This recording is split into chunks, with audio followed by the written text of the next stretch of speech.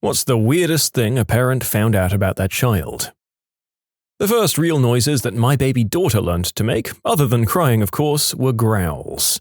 We found out in the middle of the night through the baby monitor. The creepiest thing I ever discovered while babysitting was that this 7-year-old had a dead fly pile. He made a game out of catching flies with his bare hands, but unlike normal people who'd just walk away from the scene of the crime, he decided to keep them as trophies or something. So, in the bottom of his closet, he had a little pile of dead flies no one else knew about. I didn't say anything. My 2 nieces were playing with some post-it notes at my mother's house. The younger one was writing little messages on them and sticking them on things. I love you, hello, stuff like that. I walked past one of them just to hear the older one quietly telling the younger one to write one to grandma saying you're gonna kill her. I was babysitting 2 kids for my sister, who was the usual babysitter. The little girl was eating and turned to me and says, "We could fit Diva in the freezer." Diva was a Pomeranian. I replied, "But that wouldn't be very nice. Finish your dinner and then you can have dessert." She started eating again and stopped mid-bite. "We can fit Rocky in the microwave." Rocky is an even smaller Pomeranian. I say, let's not do that. It freaked me out a little bit. Why did she want to put her dogs in the kitchen appliances? About 2 weeks ago, my wife was playing outside with our kids. A 2-year-old boy and a 1-year-old girl. She ran inside to get them some water or something, and when she came back outside, my son had lost all of his clothes and was going number 2 in the driveway. Another one I know is my friend's little brother used to go through magazines and cut out all of the women's chests from all the pages in a magazine and keep them in a plastic bag under his bed that was labeled in black magic marker, the boo-boo bag. I went into my 6-year-old son's room at around 10 o'clock at night when he was supposed to be asleep because I could see from the hallway that he was using a flashlight. Turns out he was undressed from the waist down and had stretched the skin of his little baggie taut and was shining the flashlight through the skin to make his room glow a soft red color. The narrator has to level with you. He's been scrolling through the stories for a while now to try and find a few non-naughty bit related stories, but it's going to be more or less silly kids being totally socially inappropriate from here on out. And let's not judge. Kids play with the things they have at hand, and most of our parents could unearth similar, or worse, stories about us that we've probably repressed. So, with that in mind, my younger brother, when he was about 3, started this game where he'd pretend his downstairs equipment was an automatic weapon. So, you could just be wandering around the house and he'd run up to you completely undressed, screaming, with his equipment in one hand, going, "You're dead." My 6-year-old cousin tried bending and snapping his wee-wee because it was occasionally getting in the way. He's fine. My 6-year-old too. A month ago, he got so angry. I heard him frustrated in his room, and I came down the hall to see what the problem was. He was struggling with his undies, and his little unit was like a tent pole. He was trying to tuck it into his unders, and when I asked him what the problem was, he said to me, "Papa, it won't go down." The innocence. It made me smile. My mom told me a story that I once casually strolled into her ladies' night gathering, carrying a box of tampons, and I handed them out as welcome gifts. I was 5, had no idea what tampons were for, and am male. It was a different brand than she used. When I was younger, I found my mom's tampons and I thought they were bulbs. I decided the only thing to do was plant them in neat rows in the yard. My grandma found it hilarious, and my mom wasn't too happy. My female cousin and her female friend, I don't remember how old they were, but pretty young, they had the amazing idea of playing doctor. Little did I know that this would include shoving sting nettles where the sun don't shine. My parents, sadly, have shared it to me as well as most of their friends. When I was a little kid and was being potty trained, I somehow got the idea that I'd go number 2 like my dog, so I'd go out in the backyard and do it. My family was at our friend's birthday party at their house, and I ended up going out in their backyard, and their dog ate it afterwards. Not a parent, but when my brother was younger, about 4 years old I think, he had his own number 1 and 2 in Play-Doh containers under his bed. My mum found it while she was cleaning his room. He said he was practicing to be a doctor. When my son was young, maybe 3, he was in the backyard playing on this toy. I think it was a plastic horse that you rocked back and forth on. He suddenly stopped and got this weird look on his face and said, "Wee-wee tickles." After a couple of seconds, his face changed to alarm and he shouted, "Wee-wee hurts." I imagine it was one of his first tent pitchings and he didn't know what was happening. My son asked me to get a particular film. It was an 80s film and it wasn't on Netflix, so I started to browse torrent sites to see if there was a copy of it. I click on one of those fake download now buttons and a pop-up opens depicting a girl with her cheeks spread. I close it as fast as I can. Daddy, was that a butthole? Can I see it again? My wife and I had a back massager. When my son was around 12, he left the dinner table to go to the bathroom. The ceiling started vibrating 10 minutes later. Our master bedroom was right above the dining room, so I went upstairs to check, only to see him lying face down on the massager, occasionally giggling. Without seeing each other, I just went back downstairs and explained to our dinner guests that we were having an electrical problem. My parents caught my 12-year-old brother with 3-gallon jugs filled with urine below his bathroom sink. When they asked him what it was for, he said, "So I can tell how much pee I make." A few years later, he got arrested for throwing human and dog feces mixed with human urine in balloons at cars. I had one of those life-size walking dolls when I was a kid. My mum was babysitting this little boy. He was maybe 4. He found this doll, which was truly life-size for him, brings it out to the living room and started dancing with it. So cute. Then he dropped it to the ground and started humping it. I believe he may have seen a bit more than his parents thought he did. My son, 5 at the time, announced to everyone at a large dinner party that Daddy's member was long and hairy. Related, my wife works at a theme park where she gives princess makeovers to little girls. One morning she was working on a little girl and trying to make small talk with the child. "Do you have any pets, princess?" "We have a pony," the girl replied matter-of-factly. "Oh, lovely. What color's your pony?" The girl shrugged and replied, "Oh, I don't know. I've never seen it.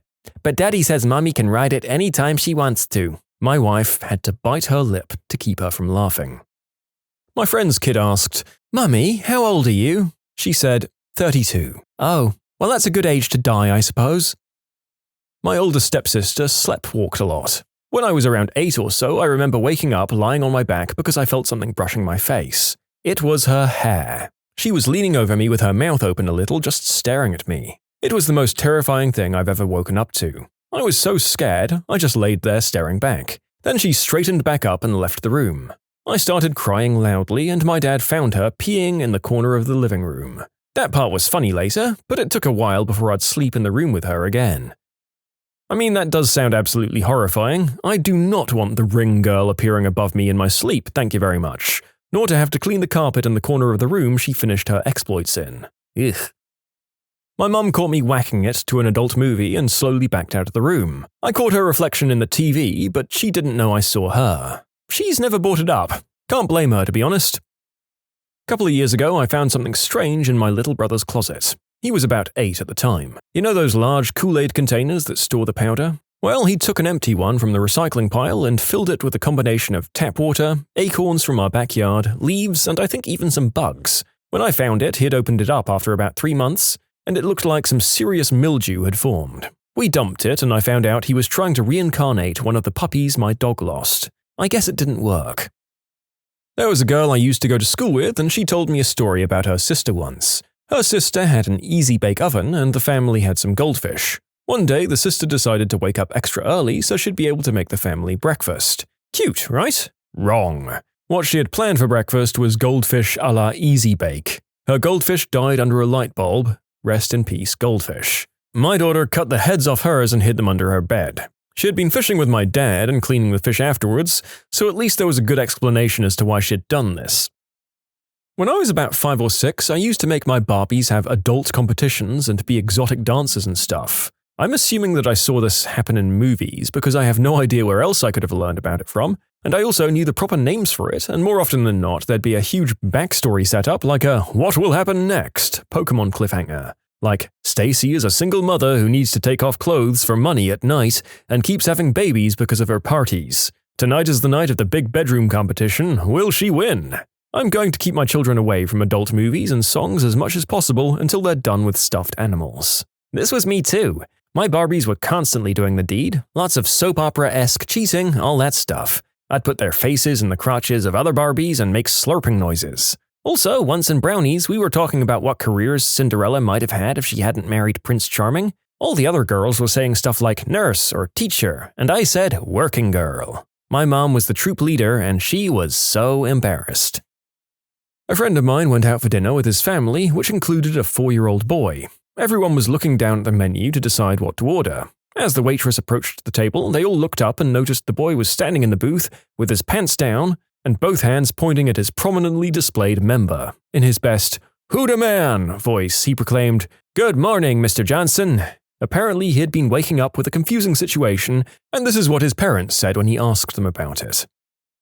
You can submit your own stories to be featured here on the channel. The story submission link is in the description below, and if you want to listen to some vibey music in the background, check out easymode, also linked below, and subscribe.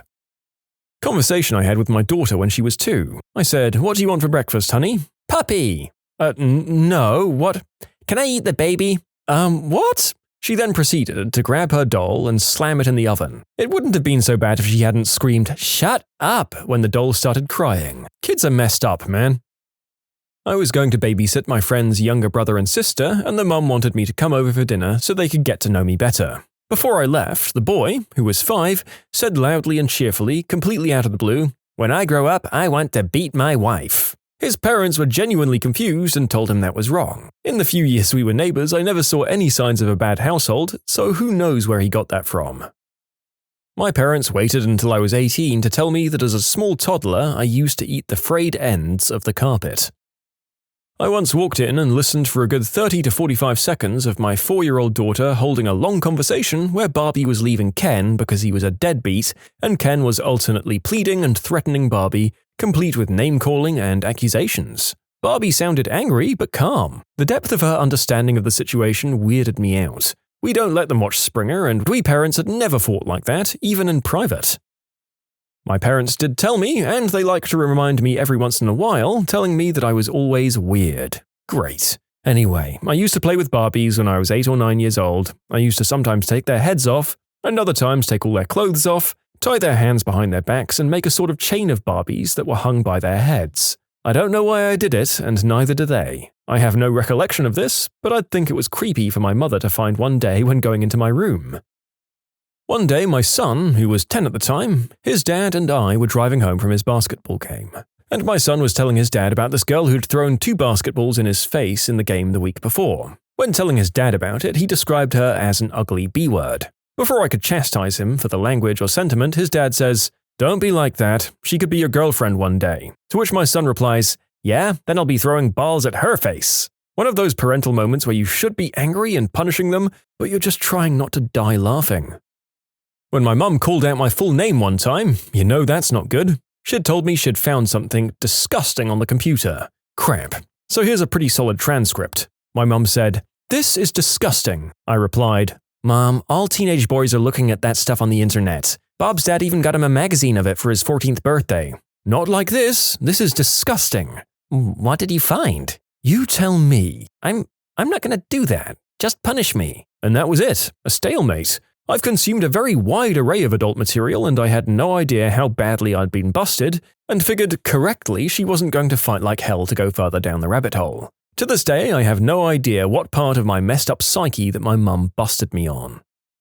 My son is 5. His aunt took him to the mall shopping last weekend. When he came home, he whispered to me, "I spied on my aunt when she was getting changed, and she has the hairiest hoo-ha I've ever seen." I'll be reminding him of that in approximately 10 years. My sister is stalking someone. Don't know who though, so I can't warn them. My son is 2.5, so we have many, many years of creepy ahead. But for now, the other day he was rolling around on the floor in the living room, doing these really weird-looking somersault things. "What you doing, bud?" "I'm trying to bite my eggplant." "Oh, well, be careful." Look, the narrator knows that stuff like this happens all the time with kids, and I'm talking about every kid. I know that it's normal. So why is recording this making me so apprehensive about ever having children? Hopefully it's not discouraging too many of you. I was visiting a friend, sitting in her kitchen chatting, when her 4-year-old boy came into the room crying. I mean really crying, like Santa and the Easter Bunny had just ganged up and beat the crap out of him crying. His face was beet red and tears were streaming down his face. We then noticed that he had his downstairs equipment clasped in his hands and he was squeezing it as hard as he possibly could. He sobbed, "Mom, it hurts when I do this." He continued to cry as his mum and I looked at each other in dumbstruck confusion. Finally, after what seemed like an eternity of crying and squeezing, his mum said, "Well, honey, then don't do that." Her son immediately stopped squeezing, paused for a moment, then smiled as he tucked himself away. "Thanks, Mom," he said as he skipped out of the room. One of my 2-year-old twin cousins came up to me one day, and I kid you not, she grabbed me by the downstairs area and pulled as hard as she could. as she yelled, "Naughty!" I was on medication for months after that. One day, I found out my son was getting bullied by 3 other boys. I was going to call the school about it, but my husband told me not to. I can only assume he told our son to fight them. The day after, my son came home from school all smiley. I asked him if the other kids were still giving him trouble, and he just laughed and said, "No, not anymore." Meanwhile, I saw my husband in the mirror. He had his arms crossed, and he was nodding, probably thinking, "Frick yeah, that's my boy." A few days passed, and I thought nothing of it. Then my son got a virus on his computer and asked me if he could use my personal laptop while my husband got rid of the virus. I told him sure and logged him in. He used it for a few hours until my husband got rid of the virus, then shut down the laptop and gave it back to me. Later that night, I decided to go on Facebook and I noticed my son forgot to log out of his account. I know I shouldn't snoop, but I was too tempted, so I looked at his messages.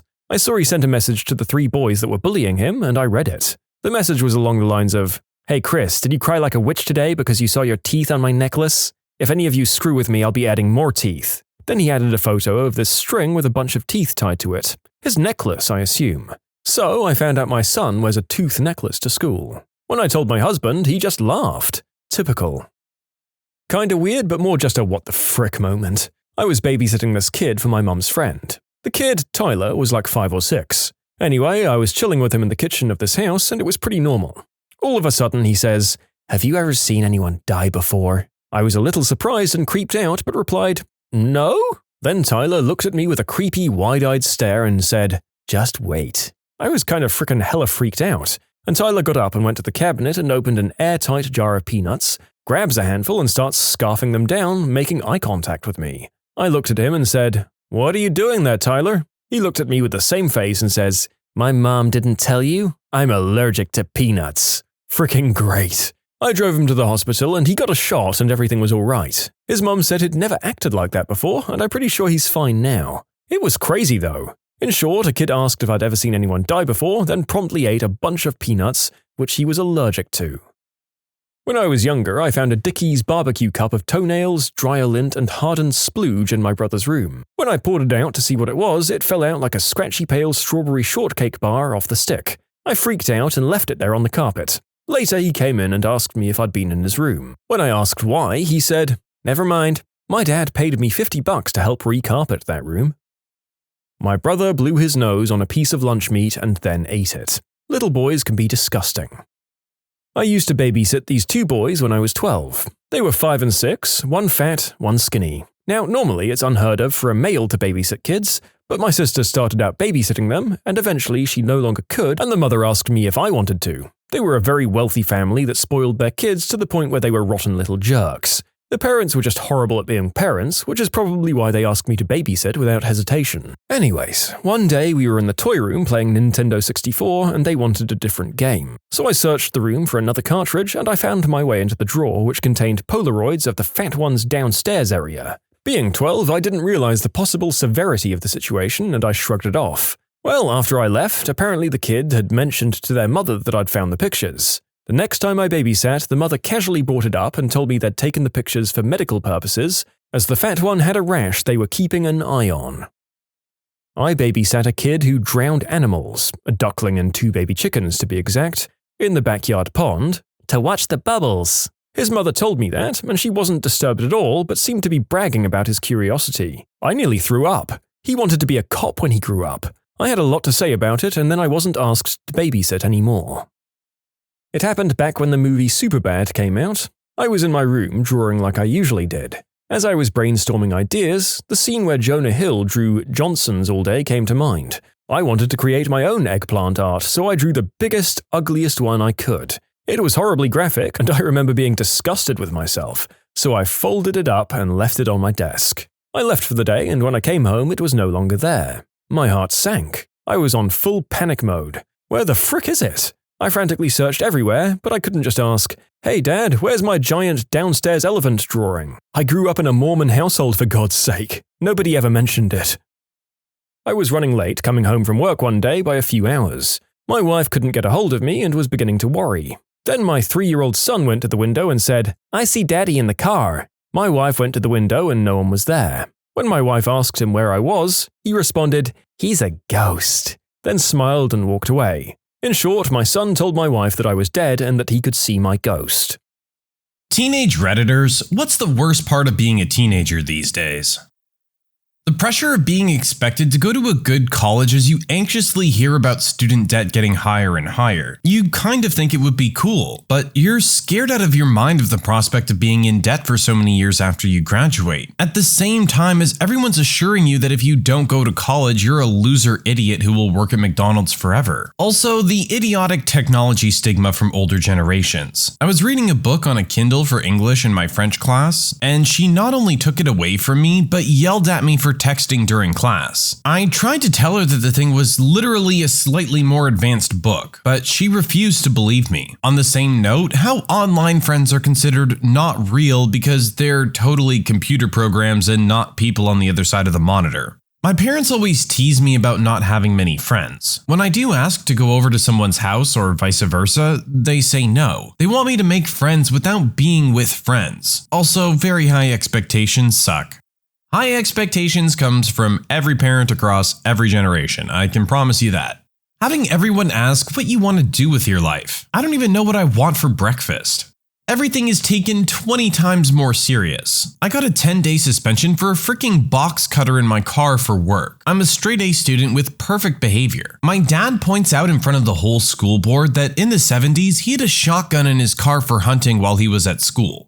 Yeah, times have changed. I would think a box cutter is being a little overly cautious though. Being treated like a child and then expecting us to act like adults and take on adult responsibilities the moment we turn 18. Again, generally applies to every generation. College educations cost more and mean less. Getting a degree is basically expected of us, and the great jobs that you're promised aren't always there when you're done. Storekeepers looking at you like you're about to steal something. Yeah, I remember those days. I'm expected to transition from my youth to an adult instantly. I need to have my career planned out, my college picked, and a job on the side while I still suck at doing many things like tying my shoe. I suck at it, I don't know why. It's so much pressure and I don't feel I have the maturity needed yet, but I need to fake it to make it.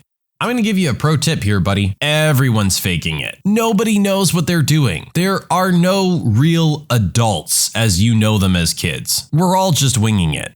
Everyone expects you to do something great. I feel so pressured sometimes. I once had a teacher tell me, "Oh, that's not a grade I expect to see from you. You need to do your best." Even when I had honestly done my best. I just turned 20 and for a while I was really sad about it because I felt like I wasn't done being a teenager. This thread has confirmed for me that turning 20 really isn't that bad. It's just that most of my teenage life involved being too sick to really do much. A lot of time was also spent being ruled by depression and anxiety. The good parts of my teens were so good that it made me wonder how my teenage years could have gone if all the crappy stuff hadn't happened and I'd just been normal. But in the last week or so, I've definitely learned that being 20 is infinitely cooler than being 16, and that while my teenage circumstances weren't normal in the slightest, it is normal to have a crappy time being a teen. Parents. I have a tracker on my phone, and my parents flip and scream at me whenever I turn it off. Oh, and the sudden gravity of the world in my situation here. Yeah, I'm sure it's hard with parents having access to the technology that they do now. At the end of the day though, I will say 99% of parents are just trying to make sure that you're safe. School food is at an all-time low. To be fair, how would you know?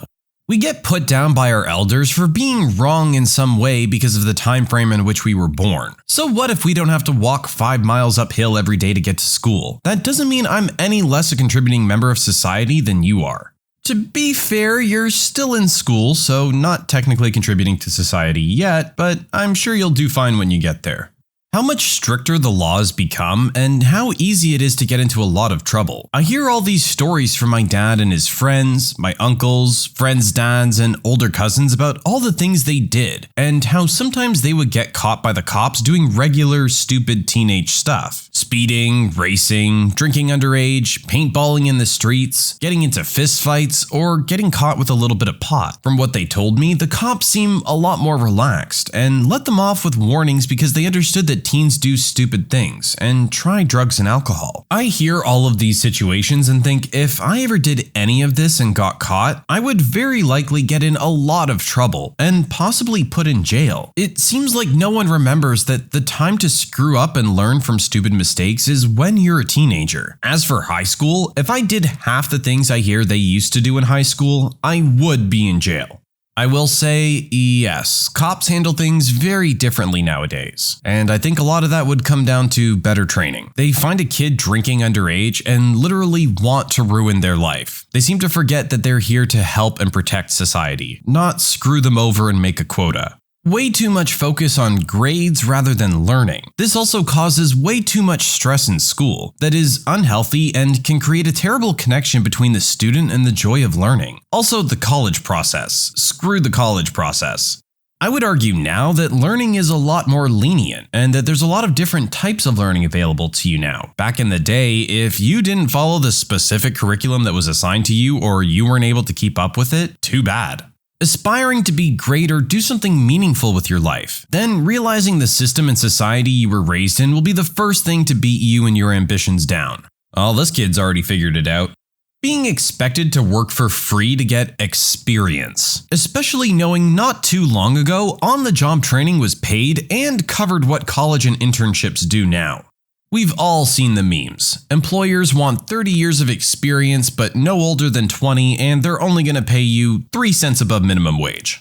The fact that we don't believe in our own generation. The fact that the generation preceding us doesn't believe in us, even though they complained when the generation preceding them did the same. No matter how great we are, what great things we do, we're classified as a lazy generation that isn't as good as those before us. But if this question was asked 5, 15, or 50 years ago, the answer would be the same. It's a multi-generational, unavoidable, self-deprecating cycle of stereotypes that are in place to help legitimize the elder generation after they felt scorned when they were teens. And instead of fighting it as a group, we agree and blame each other. Okay, here's what I'll say on this one. If they're complaining that you have it easier than they did, that means that the previous generation did accomplish something, and you're gonna make life a little bit easier for the generation after. That's kinda how it goes. If you're gonna choose not to acknowledge that, okay, go live in a cave and rub some sticks together until you make fire. I'll leave you in the woods with a hand axe and we'll see how long it takes before you can send me a text. Parents tell me I'm not educated enough on social issues and I'm not making up my own mind. I get educated on social issues and make up my mind on those issues, but I don't share my parents' opinions on things. Suddenly, my perspective on these issues doesn't matter because I'm too young and I lack real-world experience. Give me a break. Sounds like your parents wanted you to make your own decisions and aren't happy that you didn't make the same ones they did. The worst part is honestly homework. I would rather go to school for longer and have less breaks if we don't get any homework, because it just ends up being longer work than if we just added 2 more hours of school, and tons of stress. Also, an issue with this is that teachers don't necessarily communicate how much homework they're giving to the kids, and thus can end up giving them a lot more than intended when all of them start piling up.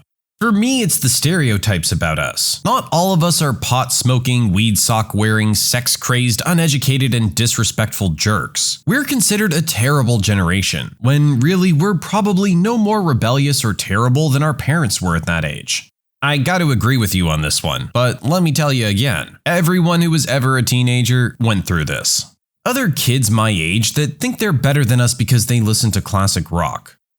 This is always going to be a thing. People are going to tell you that their music's better than yours. Doesn't matter when it came from or who it is. Everyone has their opinions and they think they're cool because of it.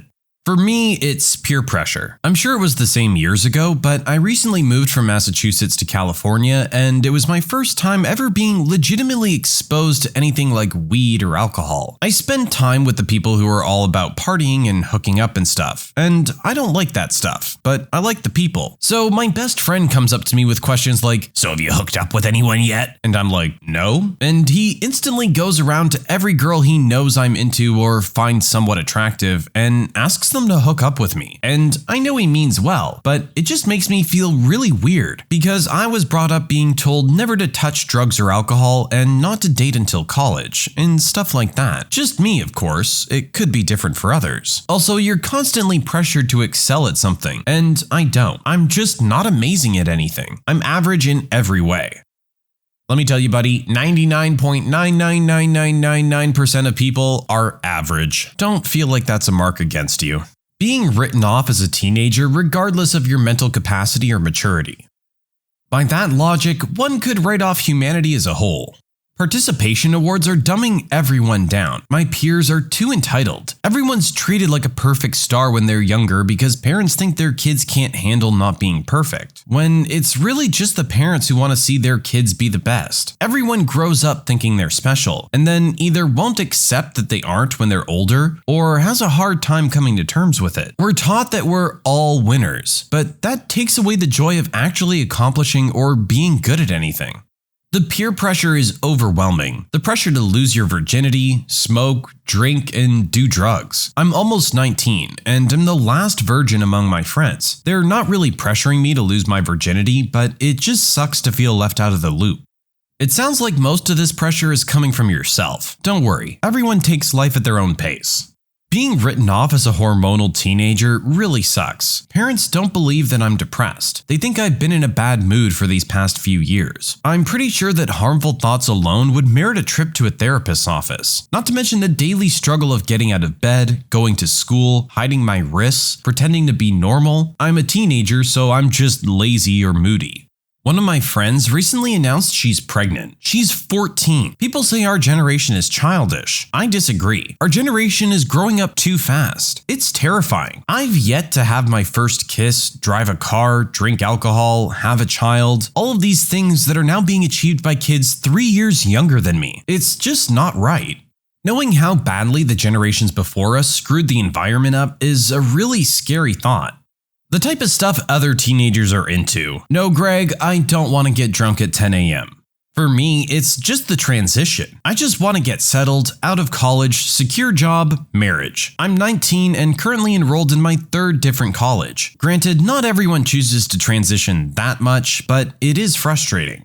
Being told that everything that is discussed in school is absolutely necessary later in life. Screw that. I'd like trade schools, where we learn what we need to learn, and not everything the human race has discovered since the beginning of our existence. I'll say at the age of 32, I've never had to solve for the area under a curve. That if I want to be part of the popular group at my school, I need to be rich, smoke a lot, and drink a lot. Pro tip, there's no such thing as a popular group unless you make one out to be. They're just a group of people who enjoy each other's company, like you enjoy your friends' company. They have similar interests like you and your friends do. They aren't special. Why look up to them? Mood swings. What's that? You're in a great mood? Well, I'm gonna kick your heart in the balls for no apparent reason. Have fun overanalyzing every tiny aspect of yourself. Again, this is something that might never go away. Your entire life is online friends and relationships. You're a nerd or loser or whatever at age 14. People can track that back at age 24. It's ridiculous and kind of sad. People spend way too much time worrying about making their social media personas so big that they lose sight of the relationships in front of them. You never really know someone. This is one thing I will say is social media was nowhere near as big a thing when I was in high school as it is now. I can only imagine the added crap that goes along with that. I'm a virgin by choice. Most of my other friends have had quite a bit of sex. I get crap because I want to wait to lose my virginity with someone I've been dating for at least a couple of years, because I want it to mean something. My friends had a competition over spring break to see who could screw the most girls in a week, and they don't understand why I don't want to be like them. Education is incredibly expensive, and yet we're lazy or whatever for not attending college. A lot of kids in my graduating class don't give a crap anymore because they know they can't afford the higher education they want. All a lot of us care about at this point is graduating. We aren't given many options. Personally, learning to be a man without my father being there to guide me and teach me how. He passed away when I was 13. Aside from that, it's the overall standards that I'm being held up to. I'm the youngest child in my family, and my brother and sister both graduated high school with honors and are off pursuing great things. Then there's me. I'm just different from them. A freshman in high school who lives with a mom that just doesn't get that I see things and do things differently. Their knowledge is in books, and mine is in the sheets of music. I hate feeling like that makes me useless. I know I'm not the only one who feels this way. The standards are what's hurting a lot of teens. The fact that teenagers exist as some sort of pseudo-protected class and are hardly expected to be able to wipe their own butts, let alone make intelligent life decisions. There's a systematic lack of responsibility held by teenagers in our society such that any driven, motivated individual is aberrant. For the entirety of human history, people past the age of 14 or 15 were treated as responsible adults, but nowadays, many are coddled well into their 20s. I think it leaves people unable to ultimately become responsible members of society, and it's managed to create a positive feedback loop. Society doesn't give teenagers responsibility, so they become irresponsible, making society view them as unable to hold responsibility, and to withdraw even more. The expectations placed upon the average teenager typically involves not getting wasted or high on school nights and avoiding trouble with the police. Good grades are nice too, but maybe you can't manage to do your homework because you're meant for better things. This, instead of a system that existed even until the early 20th century. Make your way in the world or get left behind. I don't advocate a return to this system, but I do believe that more responsibility needs to be placed on young adults in order to foster their development into effective members of society. This is true. If you want them to be able to take responsibility, you need to trust them with some. The fact that it takes a bachelor's degree to babysit ticks me off. I'm trying to find a summer job and I can't get anything because I have no experience. But how do I get experience if I can't start anywhere? The fact that I'm 19 and get put in a group with 14 and 15-year-olds. Also, my senior year of high school, I had to ask to go to the bathroom. Now in college, no one gives a crap, and I'm solely responsible for myself. How does high school prepare me for college again? School is basically pointless, and going to college doesn't guarantee you the ultimate high-paying 9-to-5 anymore. Just because I know people will be like, your education is important, school is very good. Shut up. Learning is what's important, and that doesn't go on a whole lot in school anymore. And I know this gets said a lot by kids that slack in school to excuse themselves for being lazy and stupid, but I'm an AB student and I agree that a grade doesn't define anyone's intelligence. Yet, grades are all that's supposed to matter to kids these days. It's really pretty stupid, especially considering how little most college degrees do for us nowadays. The people suck. My bio teacher would put my classmates and myself down every day. People would report her all the time, and nothing happened. Finally, one day, I was like, I'm done. I'm making it stop. I recorded her on my phone, which is apparently called unlawful wiretap, yet I was in a public setting. Anyway, I caught so much stuff that she even downright refused to teach us anymore. Yeah, some kids in the class didn't always pay attention, but what she did was way overboard. She got suspended until we left her class. She took me to court. Since I didn't have a malicious intent, I get to go on a lovely program called diversion. I have to basically be on probation until November, and I have to do 30 hours of community service. All because I recorded my teacher to show the administration. I've never been in any sort of trouble. The school cop even got a good word out about me. I actually tried to be decent to this teacher, even though I hated her, and now she's talking crap about me. So much so that someone from my mom's job said that she called us degenerates. Just childish. And she's supposed to be the adult. One day, I got a large door jammed between my toes and punched a kid in the face, and he let it go. In that situation, I was definitely in the wrong and got nothing. The one where I feel I did the right thing, I got punished. I just hate people.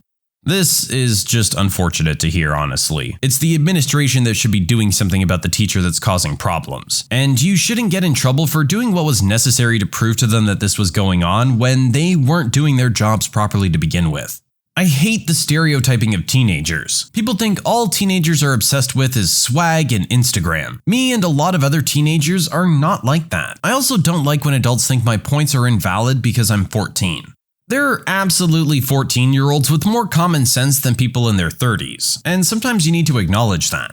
The amount of general expectations of you. At least in the US, everyone who wants to succeed has to play 3 sports, play a musical instrument, get a 4.0 GPA, do way too many hours of community service, and still get 10 hours of sleep a night. I call bull on that.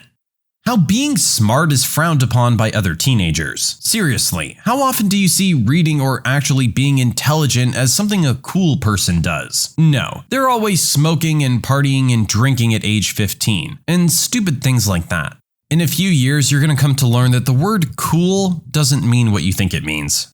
What's one thing from the 1990s that will never be popular again? Being in front of the TV with friends and family at a certain time to watch a certain show, and if you missed it, you missed it. Free AOL Frisbees in the mail. Here's $20. I'll pick you up at 8 when the mall closes. Don't talk to strangers. Payphones. Really hoping parachute pants come back. Personally, I've got a soft spot for Jinko jeans. Pogs, even if Alf comes back for it. Hey Bart, you know Alf? He's back in Pog form. The golden age of shareware, the idea of actually owning the software you buy and decent file sharing through Napster before companies inundated LimeWire and the like with virus-infected decoy seeds. Get off the internet! I need to use the phone! Yo, MTV Raps. Palm Pilots. What the figgity-uck is a Palm Pilot? Oh, a PDA. I'd see them around a lot, and I remember wanting one real badly, but I wouldn't know what it was for, and why the hell would I even have one, because I was a feral ADHD goblin child. Phone booths. Rewatching The Matrix is a constant reminder of this. The film still holds up incredibly well, but the technology doesn't so much unless you can suspend your belief for the time period.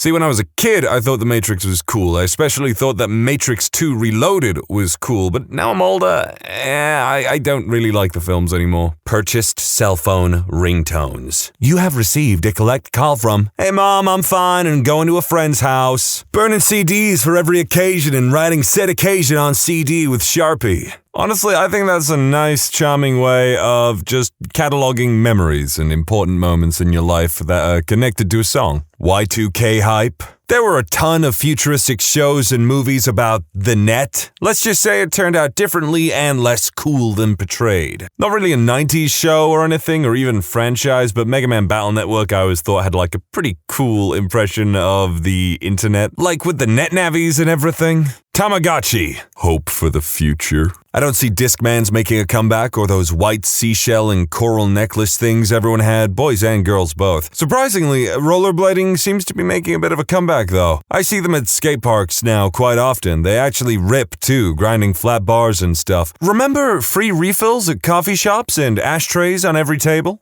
Affordable housing. Hope, progress, an idea of a better and happy future for all mankind. Jinko jeans. Not having a cell phone or anyone expecting you to have a phone on you at all times. VHS tapes and DVDs. Oh, we'll see who has the last laugh when the world goes to pot, the internet goes down, rendering the streaming services useless, and then I'm there with my Malcolm in the Middle all seasons DVD box set, my bicycle hooked up to a generator so I can power my TV and DVD player. We'll see who has the last laugh. But for real, DVDs are super cool. Physical media is king, and sometimes they come with really cool bonuses like behind-the-scenes information and whatnot, which can be really fun to look into. First-run syndication TV shows. Back in the late 80s and early 90s, there were really only 3 major networks, ABC, NBC, CBS, with PBS and Fox having just launched. But Fox was still a very new thing that struggled to fill airtime. There were a lot of independent TV stations, though, that aired mostly reruns, old movies, game shows, etc.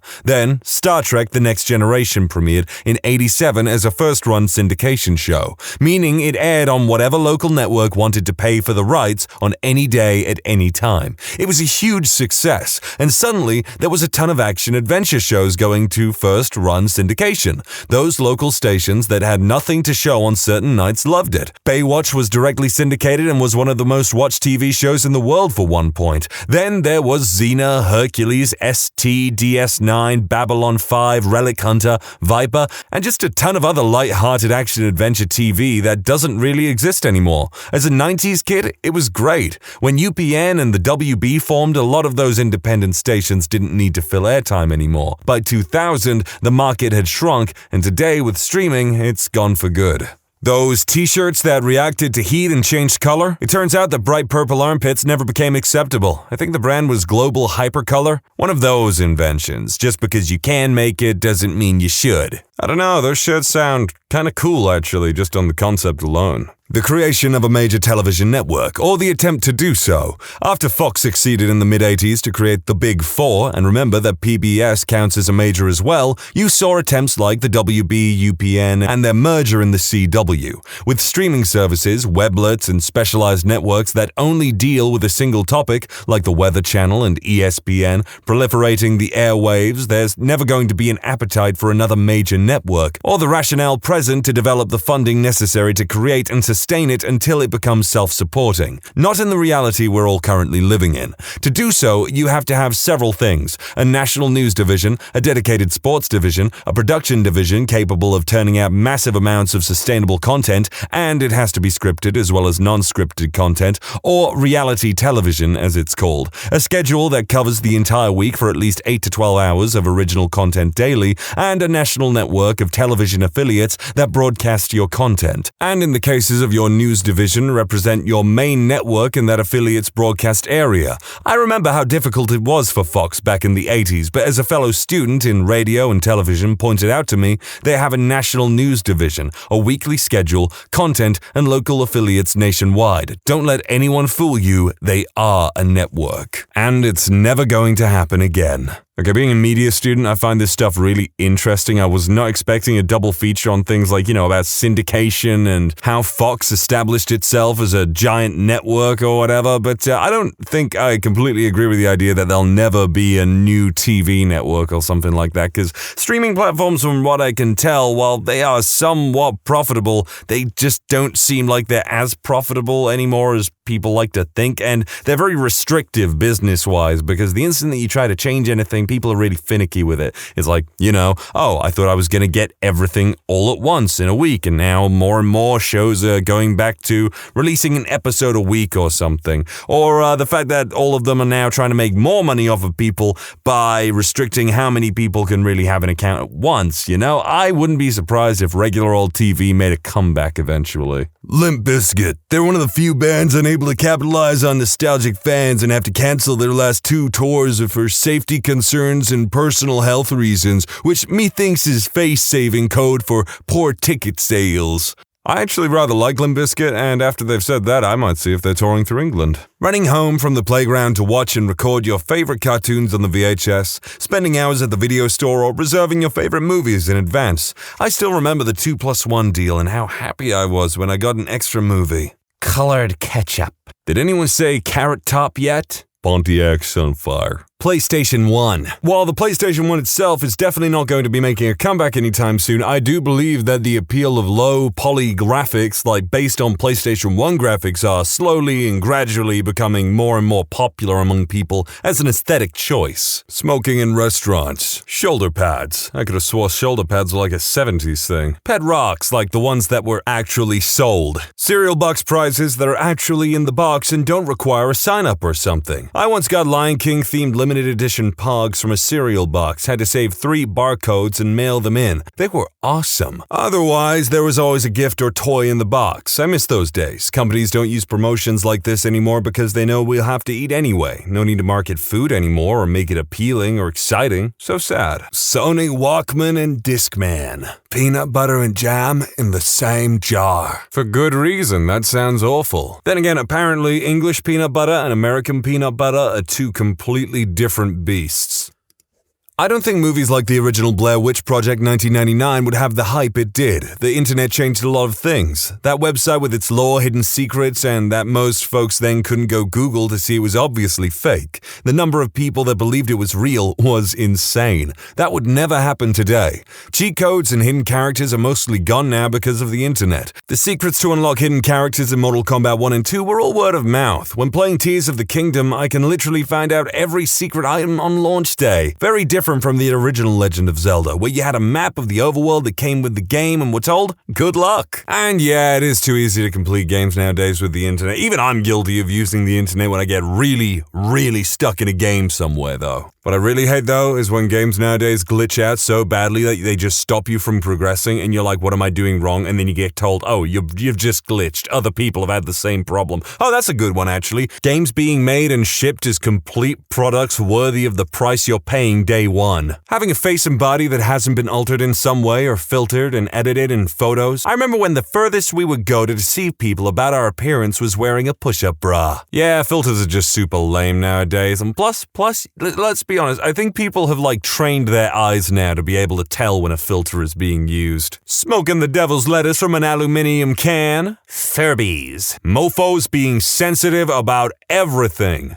Play-Doh, Slinkies, boy bands, video rental stores, Will and Jada Smith, Laserdisc, Trapper Keepers, Paul Frank brand. I feel like there only used to be 15 famous people. Nowadays there are 100,000 famous people that you've never heard of. Polaroid nudes from your significant other. Teachers telling students that they can't speak a language other than English in class because I know you're talking about me. Prank calls before caller ID. Talking to your beloved on a landline with your family listening in because the only phone in the house is in your living room and your granny is making pumping motions with her hips whilst the rest of your family is giggling in the background. Screw that. Nah, mate, you just can't take the banter. Not sure if it was popular exactly due to limited release, but OK Cola. It was okay. My college roommate and I used to call the 1800 number repeatedly to hear OK jokes or get free coupons. We loved it. Probably everything I just said will never return. Human decency. There are far too many people going for imaginary internet points these days. Luckily, Eurodance boy bands phenomena like Take That and Backstreet Boys, Unlucky, Grunge, and Nirvana, Movie Phone, Aquanet, payphones, and phone books. When you think about the level of convenience that we have compared to, say, the 80s or even the 90s or 2000s even, it is crazy. Checking the free TV guide from the Sunday paper to find out which of the Cinemax or Showtime was going to have a softcore smut that shows breasts after your parents went to bed. Wait, maybe that was the late 80s. Blockbuster, Purple Tomato Sauce, Saturday Disney Cartoons, Moon Boots, Pogs, Orbit Soda, Dial-Up Internet, Portable CD players, WCW, Tamagotchis, and Fanny Packs. In England, we call them bum bags because 1, fanny pack sounds stupid, and 2, well, it's kind of a gendered word here in England. Lunch tickets. Back then, we'll get a yellow and black ticket calendar to get our food, and we had to give them to a ticketer. Green, yellow, and red cards for behavior. This was elementary. If your card was green, you'll get a surprise or some sort of pizza party. If your card was red, you'll get no pizza party, nor prize, and you'll do standards. Yellow was like a warning to get your act together. Spinner rims, like what were people thinking? Real comedy. I feel like you can't push boundaries anymore. Drawing animation. Long, dumb arguments about some trivia where there was no clear answer, so everyone left still believing they were right. When I was in middle school, you couldn't just pull out your smartphone to Google if Marilyn Manson actually removed a set of ribs so he could suck his own mini Manson. Hit shows with 1990s TV production value. There was such a vast difference between TV and movies. Shows like X-Files and NYPD Blue were very much exceptions in terms of production value. Most stuff looked cheap and shoddy. I mean, me personally, I would rather pick classic Magnum P.I. over, say, the more recent CWDC shows, because, God, those look awful now. I remember when my friends were raving about how good Arrow or maybe even The Flash were back in the 20-teens or whatever. But now, God, they have fallen. Those big wooden roundabouts with no seats or handles. Kids actually being kids. I loved running around the small green with my school pals. The whole be back when the streetlights come on is a way of knowing what time we had to be home. The fact that social skills were an actual thing. The lack of mind-numbing tech. And Snake. If you're wondering and don't know what he means by Snake, it's basically an old game. I used to be with it. Then they changed what it was. Now what I'm with isn't it, and what is it seems weird and scary to me. It'll happen to you. Very, very underrated Simpsons quote in my opinion. Lead paint poisoning. I remember always seeing lawyer commercials about getting compensation. Not pleasant, but popular. Absolute golden age of Cartoon Network and Adult Swim. So many classic cartoons were created at that time. Unfortunately, my eyeballs would not wipe their butts with Cartoon Network at this point. I'm not sure if they mean Cartoon Network or Adult Swim being at their best anymore, because I don't know, the characters and cartoons of the 90s are still revered to this day. I mean, there was that cartoon recently called Jellystone, I think, which is literally just all of the Hanna-Barbera cartoons, save for Scooby-Doo, I think. Living in a town town, and I think they gender swapped a bunch of the characters because otherwise it would just be a huge sausage fest. Out of the Hanna-Barbera cartoons, I rather like Top Cat and Snagglepuss. Don't know why they're both cats, but I always liked it when Snagglepuss went, "Heavens to Murgatroyd!" Anyone remember the Hanna-Barbera Cartoon Olympics? Having an attention span, like even just watching TV without constantly checking the phone to look up something. Well, you see, buddy, you're talking to the wrong guy here, 'cause I was born with ADHD. I've never had an attention span. Shell suits, hopefully. Jimmy Savile. For those of you who don't know who Jimmy Savile is, you're probably American or something like that. Basically, he was a BBC presenter who got caught being a kiddie diddler. I say caught, but it was more that everyone knew he was a kiddie diddler, but he had so much influence and power, essentially, as a celebrity, like one of the biggest celebrities in the UK for a time, I think, that basically no one could do anything about it until he died, and then basically everything spilled out about how the BBC colluded with him and stuff like that. It was a whole frickin' thing when it happened. That one phone line that you would call and they would tell you the time. TV shows only having 3 commercials for a break. Then it went to 6. Going to clubs and raves with huge sound systems until 6 a.m., the UK government put laws in place to stop people openly partying all night long. From what I can tell from watching old shows, basically calling people gay as though it's top banter. I would say jelly shoes because of how goddamn uncomfortable they were, but they're back. Pages and everyone having a code so you knew who was paging you. Wearing clothes backwards, it was a whole vibe.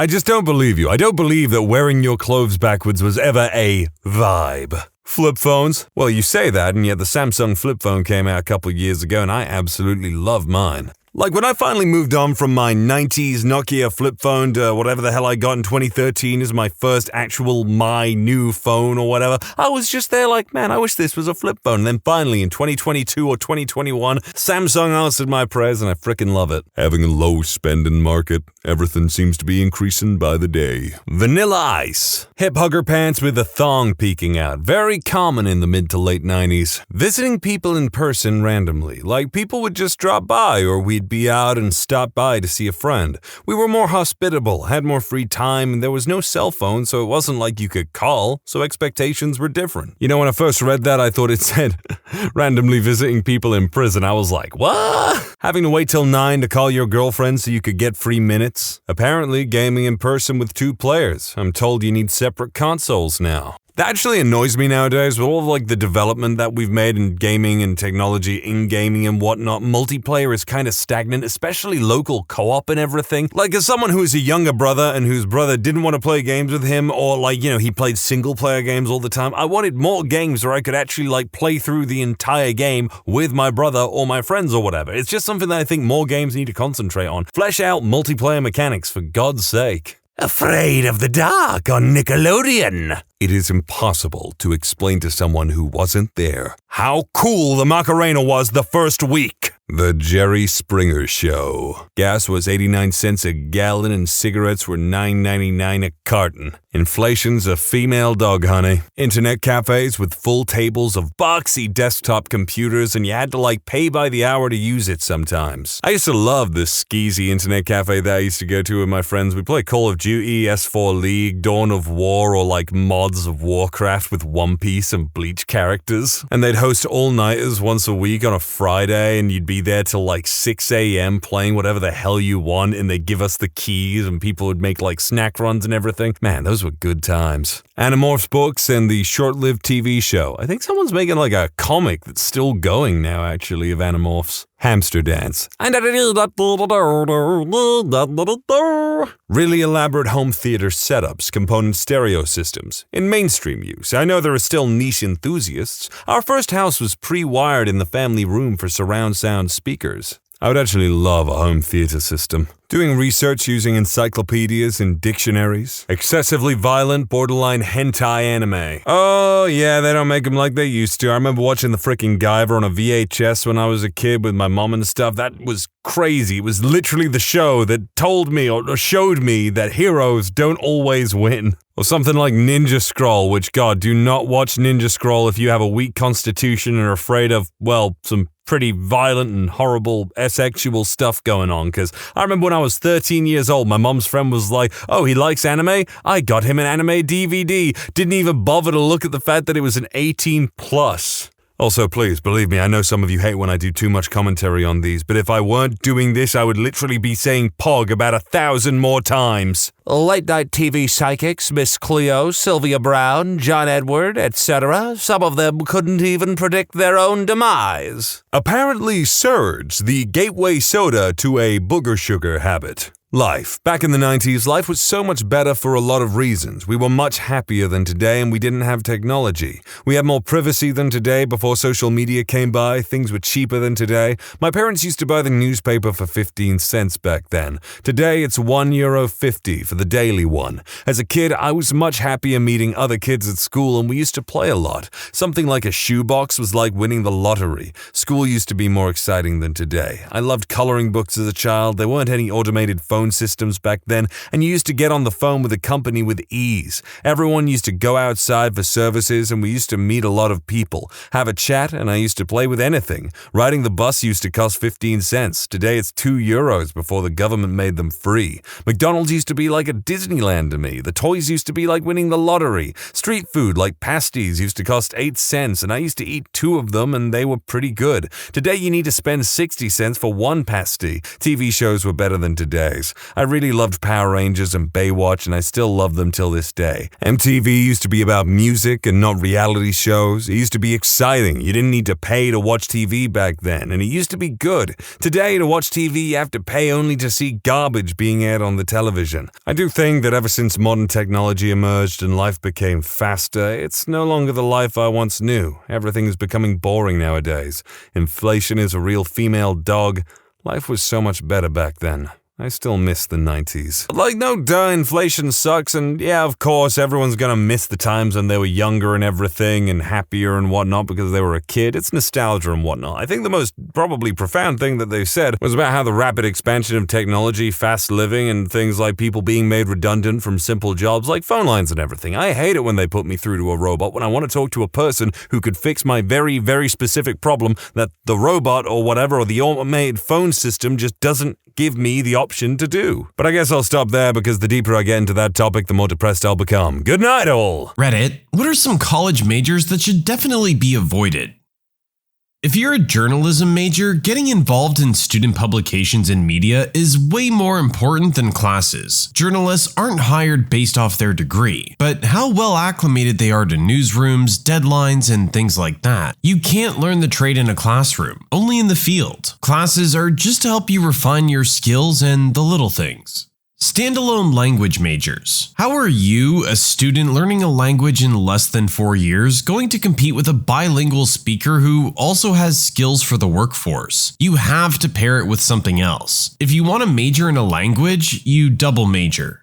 I was looking for this one. I cannot tell you how many people major in a language without studying abroad and think they're going to be able to move to that country and work there. I did German and linguistics, double major, and am doing my master's in Germany with the intention of teaching English as a second language. Some of my friends just majored in French or German and planned on moving over here and getting any kind of job. This isn't something I've ever thought about, but makes a lot of sense when you lay it out like that.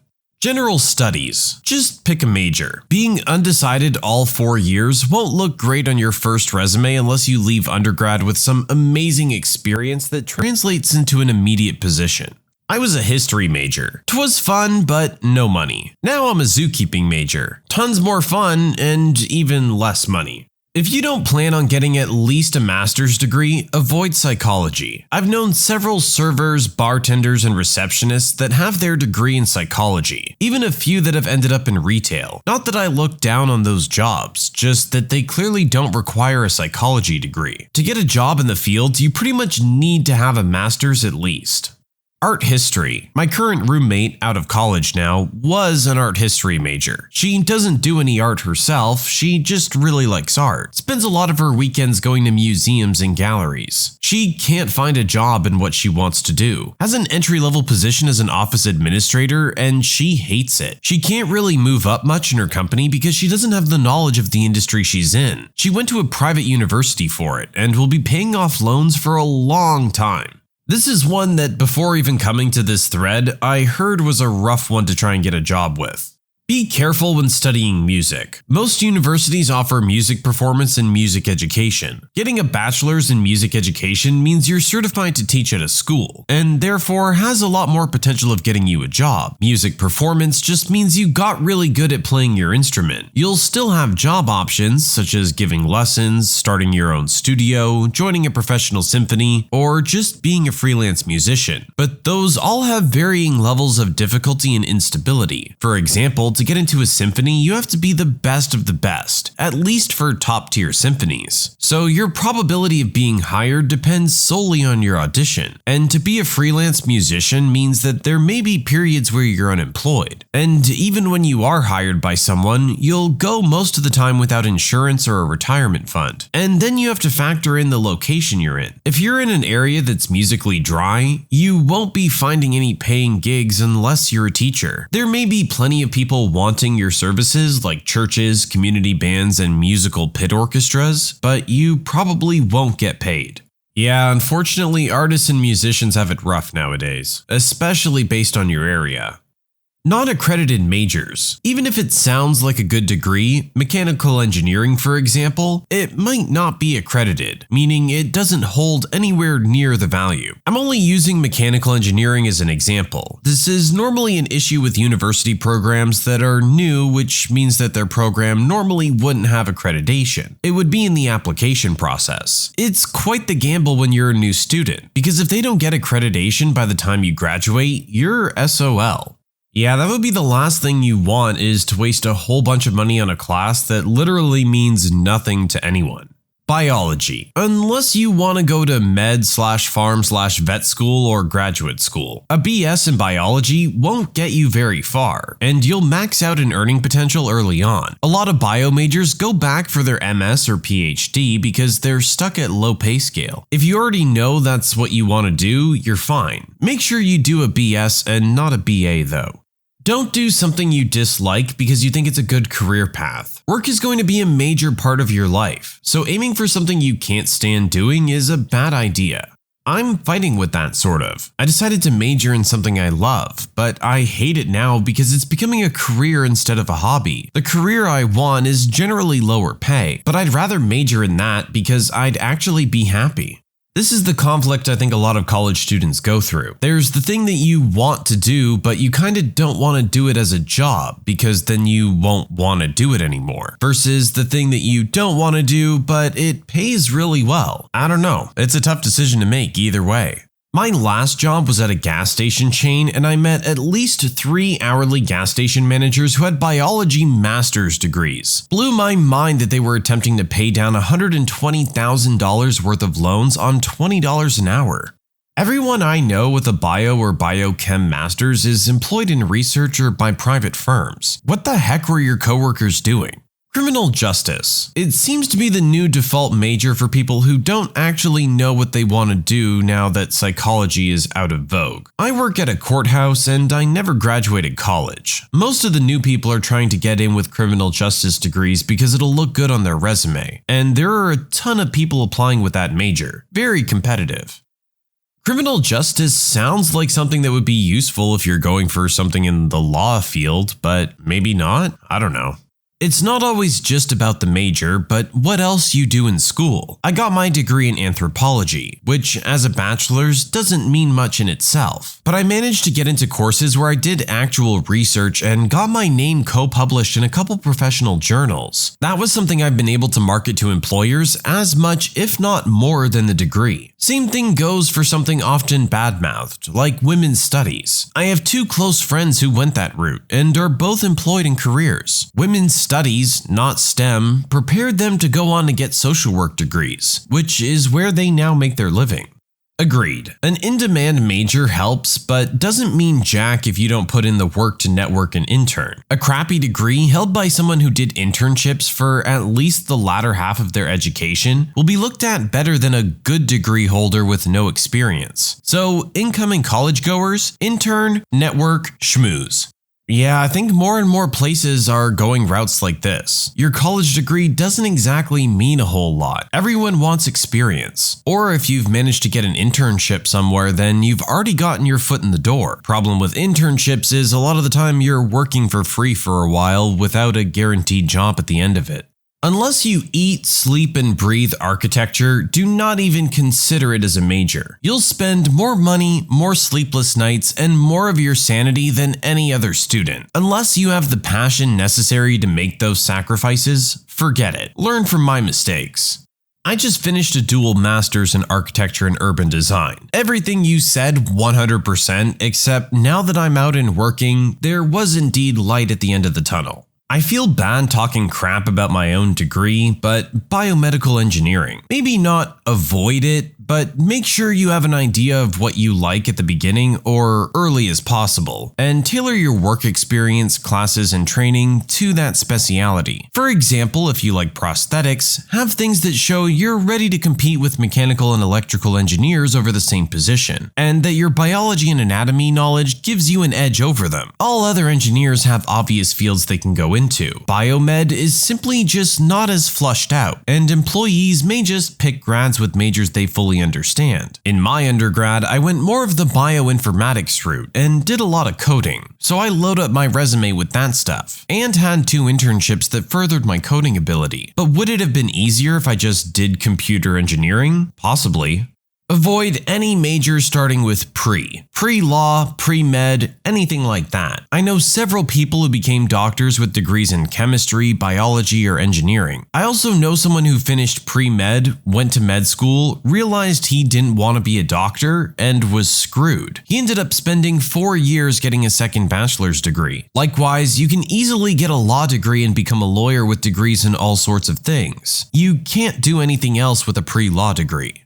Criminal justice. I'm about 2 months away from having my AA in criminal justice, but every law enforcement professional I met said don't waste your time getting your bachelor's in criminal justice. Get it in something practical like business or engineering. So if God forbid something happens to you, then you have a degree in something else to fall back on. I want to be a police officer, by the way. That's the second time this one's come up. Maybe that is one to avoid.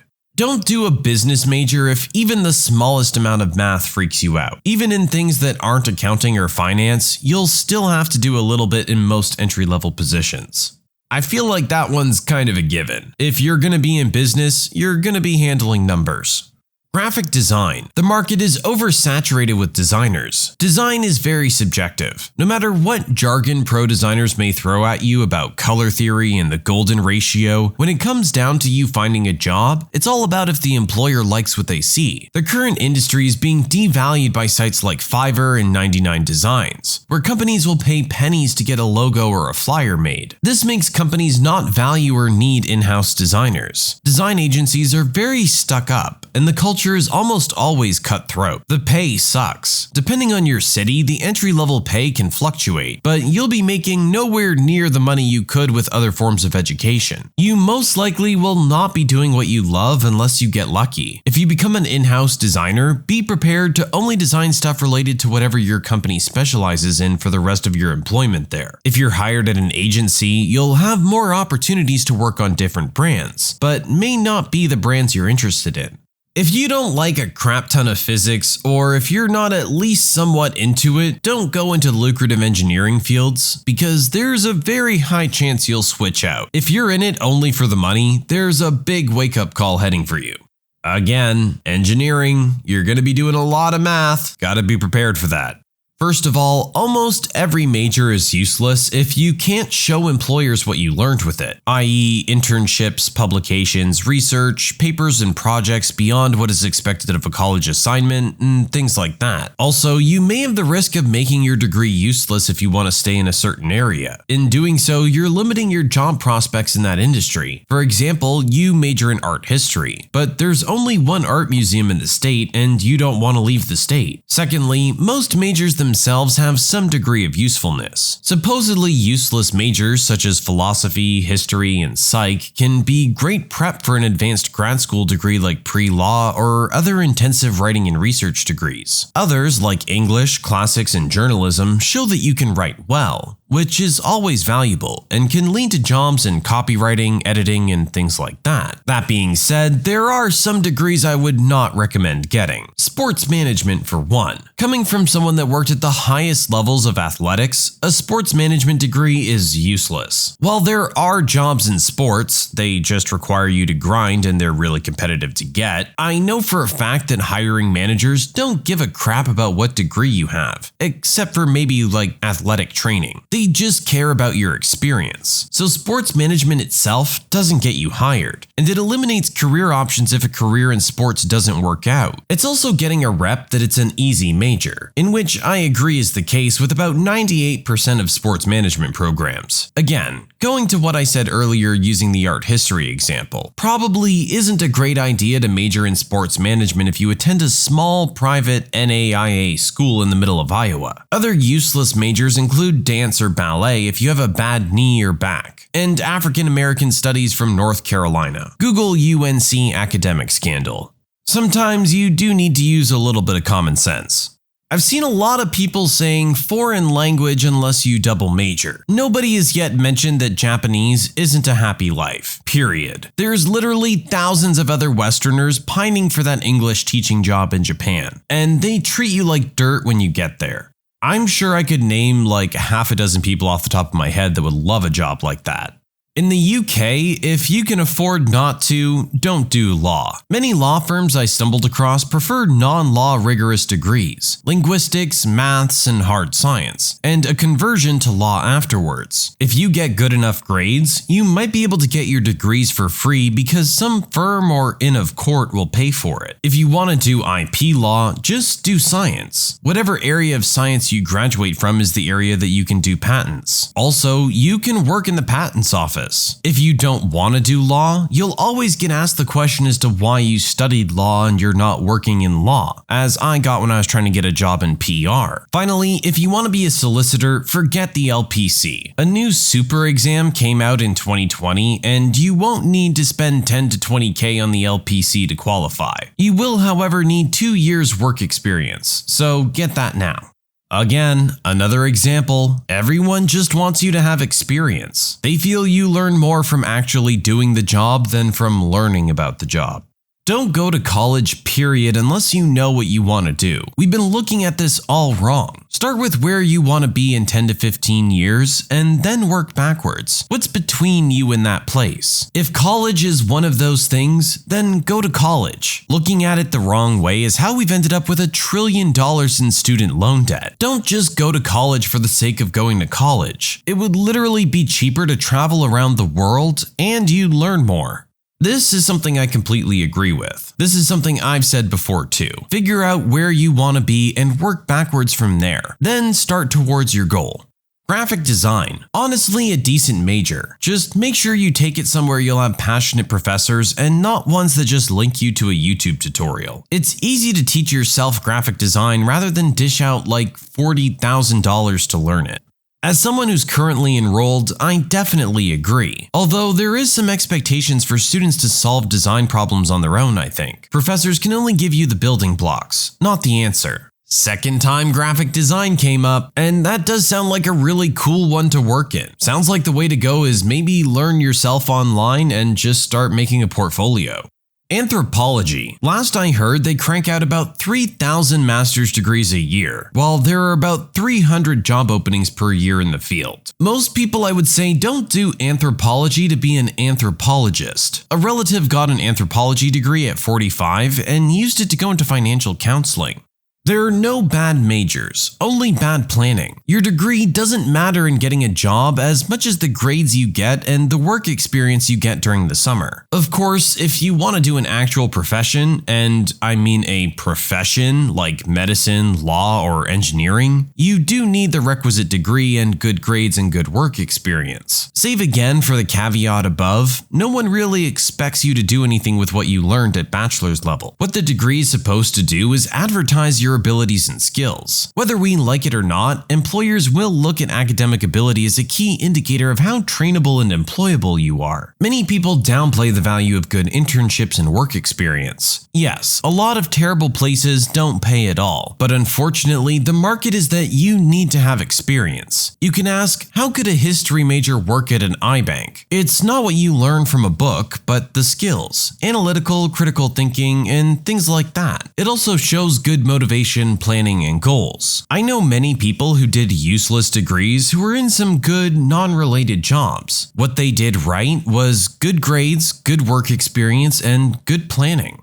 Unless you're getting into a specialized field, a degree is what a high school diploma was 30 years ago. I'm getting a degree in something I enjoy, philosophy, because everywhere I'd like to work requires something. I don't expect to make a lot, but I expect to make more than I would have without it. It might be easier for me to say this as a Canadian though. Tuition is only around $8,000 with textbooks where I live. My goal is to get my degree and find some office jobs until I land something I like. I just want a clock in, clock out kind of thing. It's easier to have these goals for myself though, since I don't want kids. Other people might have to be more concerned about their finances and earning potential. This is one way to handle it. You get a degree for relatively cheap that's gonna end you a job that pays you well, and you go from there until you find something that you really want to do for the rest of your life. Unless you have future plans for grad school or a specific career path you're dead set on, in my opinion, it doesn't matter. Picking something broad like sciences, econ, tech-based, or communications works great. I spent many years past 4 because I thought my major would dictate the rest of my life. It doesn't. You can always go back to community college for a class or two if you want something extra for a specific position you're applying for. Most jobs are entry level and just want to see a bachelor's degree and provide on-the-job training. Doing sales for any company requires knowledge of their specific CRM system, sales approaches, their product that you would never get a major in. One major I have had friends struggle with post-graduation job searching is English, unless they went into teaching or writing a book. If you major in the pure sciences, chem, physics, or biology, you'll have no career in your field without a PhD. And if you're smart enough to complete a PhD in those fields, you're smart enough to do something easier and better paying. I myself got off the research plantation and moved into technical sales when I realized how little of a future there was in chemistry, and my wife moved to statistics and data science. It really sucks to hear that people put in so much time and money into something that they think they're going to be passionate about for the rest of their lives, only to lose that passion or struggle to find a job, or get a job that doesn't pay enough, and they're just in crippling debt for years. What did your school waste money on that nobody liked? They made a huge screen with 4 plasma screens and put it in a very random place in a random building hall. All 4 just constantly said no signal and nothing else. Name tags. Shortly after Columbine and all those other shootings peaked in frequency, it was supposed to keep outsiders from getting in the school unnoticed and shooting everyone. But at the time, people doing the shootings were always students, so we joked that they were bulletproof. This does sound like one of those decisions that was made in response to something happening in current events, and maybe wasn't exactly thought through all the way. Some of my classmates won a bunch of money for our school. Our school was one of the lowest funded schools in the district. The district took the money and spent it on another school. Maybe that school needed it more or needed it for something really important, but yeah, either way, that doesn't seem fair on surface level. The large schoolyard at my school had a set of planters in the center. There were basically 4 triangles made of brick that pointed in at each other and created an X-shaped walkway between. The outside sides had a bench each attached. People would sit and chat to each other on the benches, teachers and students alike. There was very little litter or vandalism. The plants were kinda pretty insofar as any secondary schooler would care to notice. One year, a duck made her nest in one of the planters, and apart from a few "oh, hey, a duck nest" comments, it was left alone. Then, for some reason, the school decided to rip the planters out. Took them 2/3 of the school year to do it, and blocked off the X walkways so everyone had to crush by on the outside lanes between classes. Everyone was super curious as to what the planters would be replaced by. Turns out, nothing. They simply bricked over the holes left by the planters and left it as a huge empty space. We didn't even get new benches, so no one had anywhere to sit during break. People started started to miss the plants since the lack of color left the whole area kinda bland. We also kept to the old X walkway since stepping over the former plants felt weirder. This seems like one of those times where it's just like, why? What was the issue? You spent a lot of time and money to just take something away that was nice? iPads for the kindergarten. They were intended to have educational apps on them that kids could play on at indoor recess. Believe it or not, most kindergartners would rather play on the swings or play with dolls than learn to write their name on an app. No one used them, no one liked them, and they all broke within 2 months. Yeah, that sounds like a waste of money if I ever heard one. I was on a boys' varsity soccer team in high school. The new head coach wanted to emphasize a more analytical approach, and as such had Booster Club buy a $10,000 goalpost camera. None of the team liked the idea anyway, especially since the girls' soccer team used their money for new jerseys and nicer balls, and they still made it farther in their playoffs than we did almost every year. As it turns out, the coach couldn't figure out how to put the camera together, and we never used it. Biggest waste of $10,000 I've ever seen. I'm sure there was a much cheaper option he probably could have gone for. Trash cans with the school logo on them and banners. They tried hyping us up about new trash cans on the morning show. At my school, they took away some of the tables in the cafeteria until we kept it cleaner. We just sat on the floor instead. When 65-inch TVs were like 4K a pop, they set about 8 of them around campus that just displayed the time. $4,000 clocks. Not to mention whatever they used as a video source to send to the display.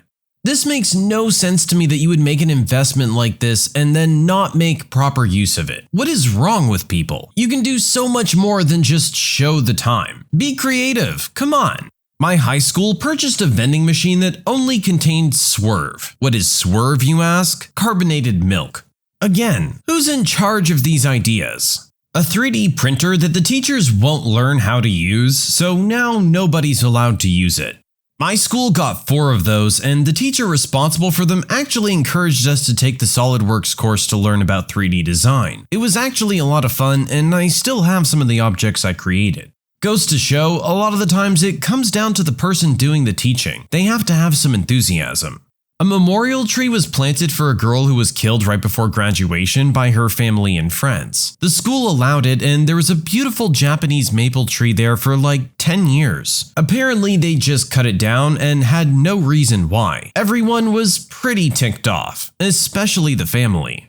My son's current school sent out an email to parents announcing that they'd like to add voice projection to every class. He's in 1st grade and there are 20 kids in his class. Totally unnecessary. They had a demo session and it sounded horrible. My high school teacher got these midway through my junior year, and they sucked. The range wasn't great, and the receiver in one classroom would pick up the microphone in another, and the battery life was awful, so the teachers rarely used it. The best thing that they were used for was the one time that my teacher noticed a kid in the room across the hall was asleep in class. They were watching a video and the other teacher had stepped out of the room for a moment. They walked over to the door so that the other room's receiver would pick up his mic and said, "Wake up!" and then closed his door.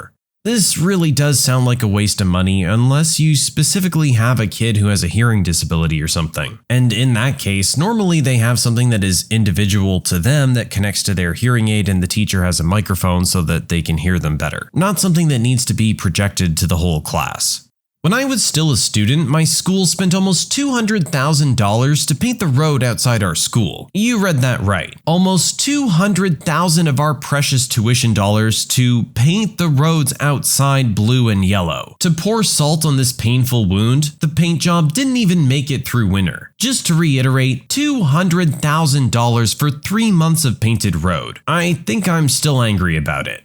Who would hear that cost and decide, yeah, that sounds like a good investment? My high school wasted a ton of money buying 2 golf carts. Their reasoning was it allowed staff to get to any dangerous scenes faster. Except we never had any accidents and they were mostly used for joyrides by the hall monitors. You know what? This one I can kinda get behind. It's not some $200,000 expense and they got used and you had a little fun along the way. One of the schools in our district paid an astronomical fee to an artist to create artwork for the hall of the school, paid for the dude's room and board for like a year, and he produced a large polished piece of wood. No, literally, that's it. It was supposed to be shaped like a heart, but looks more like a butt, and is now known as the Bart. I'm sorry, but sometimes I do think that modern art is just ridiculous and a ripoff. My school just spent tens of millions of dollars on a remodel that includes a new commons and front office area, which were not needed, but no new classrooms, which were desperately needed. The old commons was warm, inviting, bright, and beautiful. It wasn't old. The new commons is dark, cold, sterile, and uninviting. The exterior was changed too. The entire front of the school used to be attractive. Now it looks like a prison. I think maybe the architect presented the design as a joke, but our principal liked it, so the architect just rolled with it. It never fails that when a school gets some money, they spend it on the staff and not the students. They cut out welding, machine shop, wood shop, and graphic design to buy a $1 million scoreboard for football.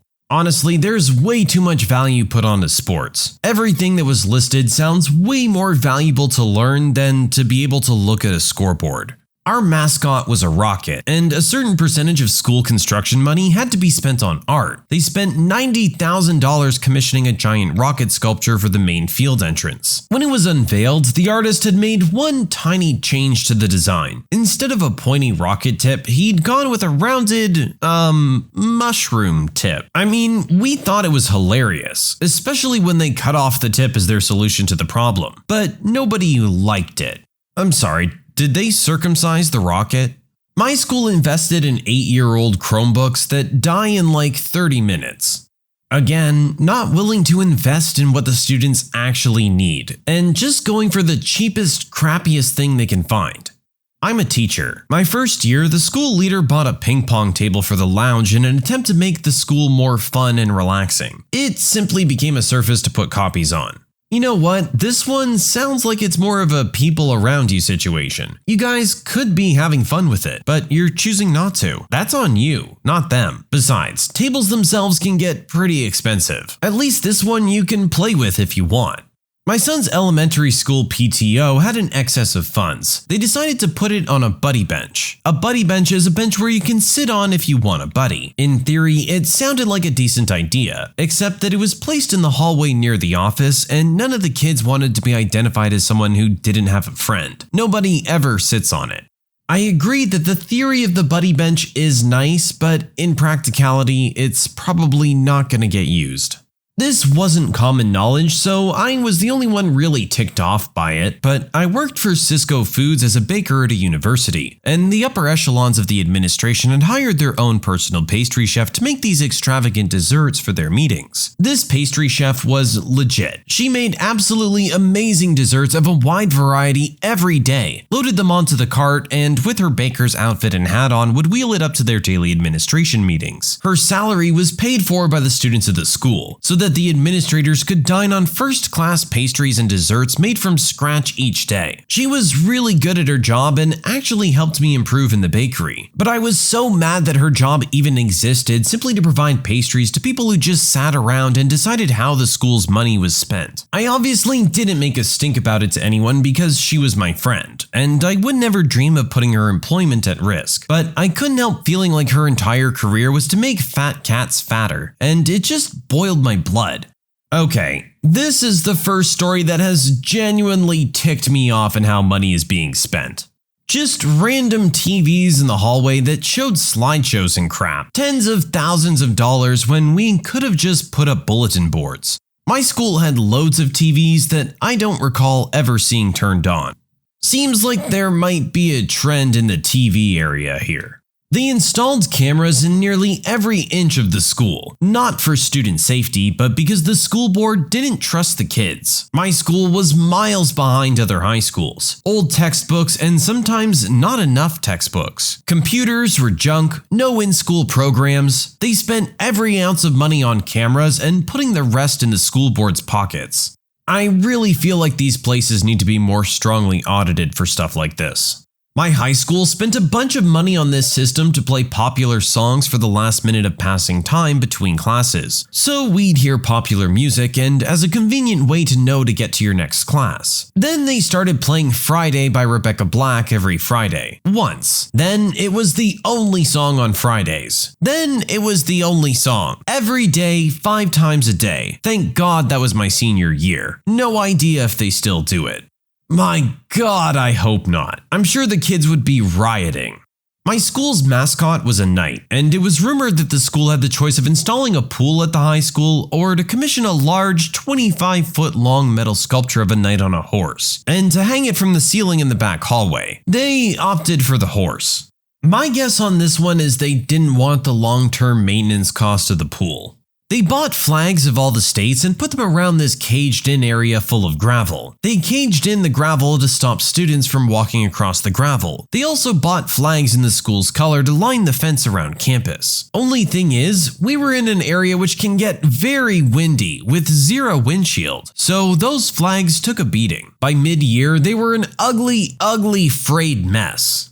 My school spent $30,000 from 2 years of fundraising on an LED billboard about 10 feet off of a major road. It was so bright that it caused several accidents at night and had to be shut down about 8 months later because it was deemed a safety hazard. I hung out with several of the guys on the programming team and they figured out how to upload memes onto it. They couldn't figure out who did it, so no one got in trouble.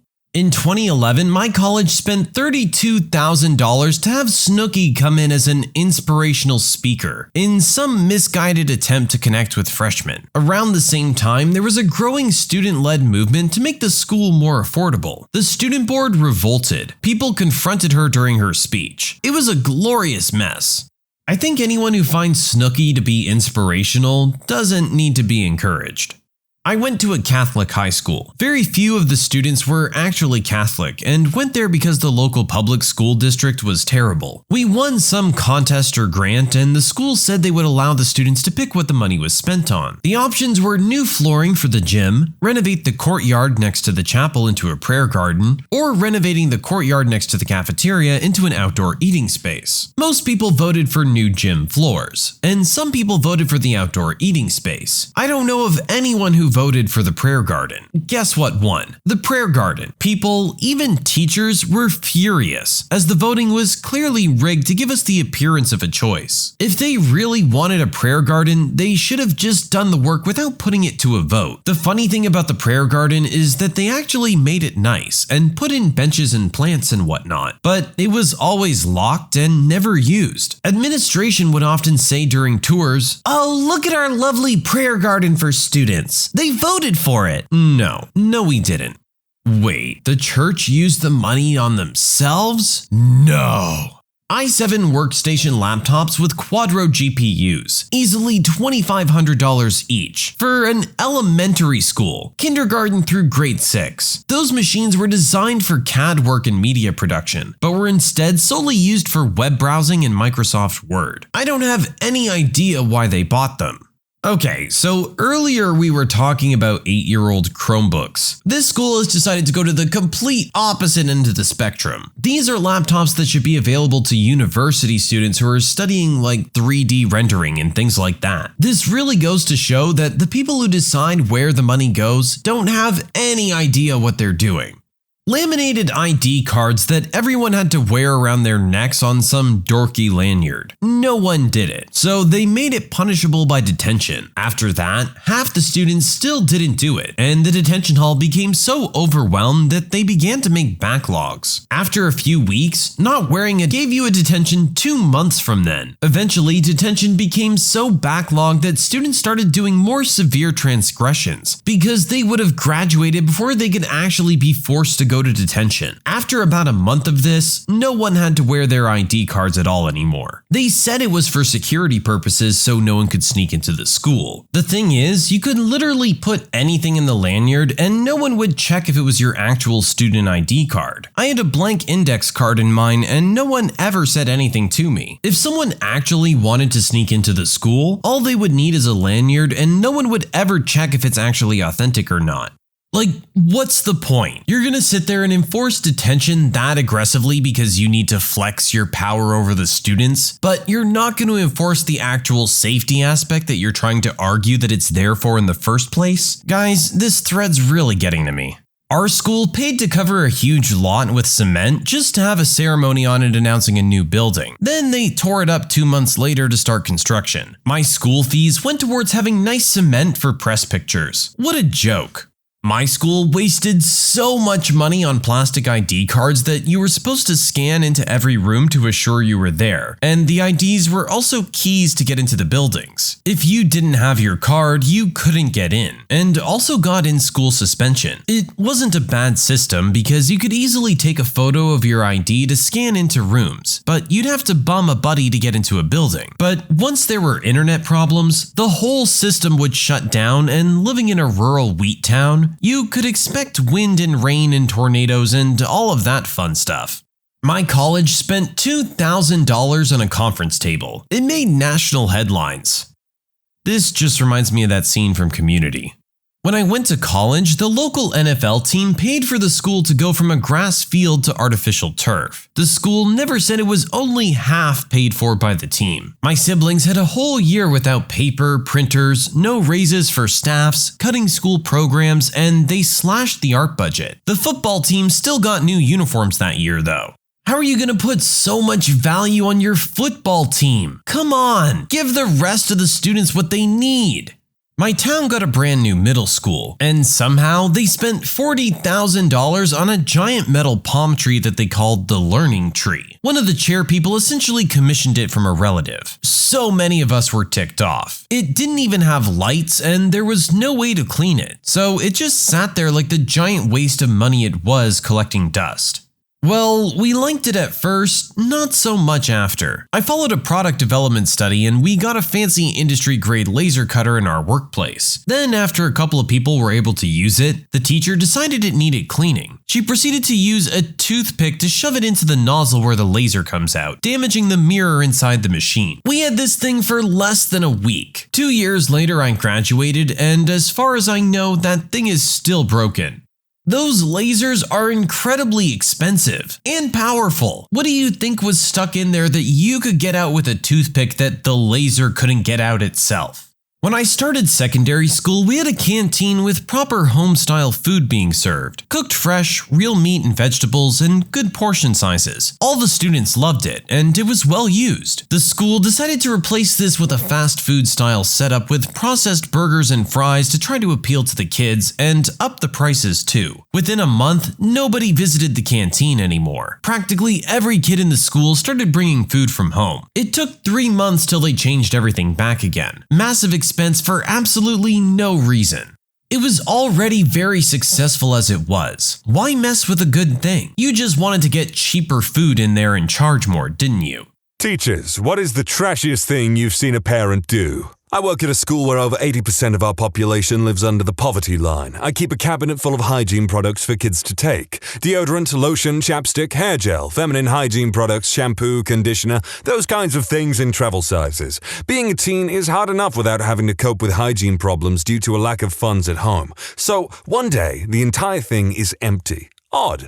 I refill the cabinet and 2 days later, all of it is gone again. Refill with the last of my supplies and catch the kid in the act of sweeping everything in his bag. I stop him, take him in the other room, and talk to him. He told his mother about the cabinet. She ordered him to bring her everything he could get. She was returning the items to Walmart for store credit to buy cigarettes and beer. I told him to tell her the cabinet is locked now. I bought a bike lock. It was sickening. A mother came to a school sports day swigging from a bottle of wine. We always felt desperately sorry for her daughter, because whenever she returned to school following a holiday at home, this was a boarding school, we had to wash all of her clothes because they reeked of cigarettes, and this poor little girl was easily the most unhappy child I've ever seen. Woman I used to babysit for worked at a school as an assistant or some crap in Toronto. She always told this story about how the class rabbit would go home with a new kid each weekend. They kept trying to avoid giving one kid the bunny for the weekend because it was clear his home life wasn't the best, but they finally caved in and let him take the rabbit home.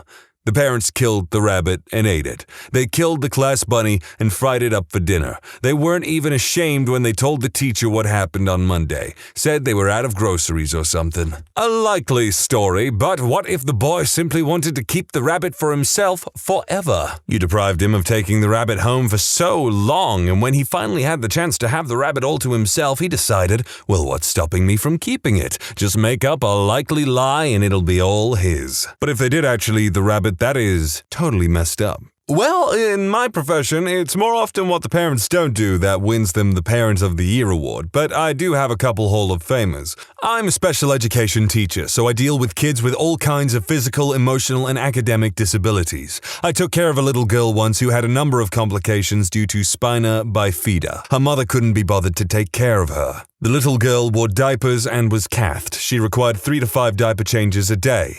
Mom would only send 5 diapers a week. The thing is, she was getting full services from her community, so she was being provided with plenty of supplies. We suspect Mom was probably selling the extras. I ended up just buying her diapers. Mom would not change her catheter regularly. We would change her out at school, but other than that, she'd go another 24 hours before a change out, longer if it was a weekend. The smell from the infections she'd get after a weekend was horrendous. She had lice constantly and oozing bedbug sores.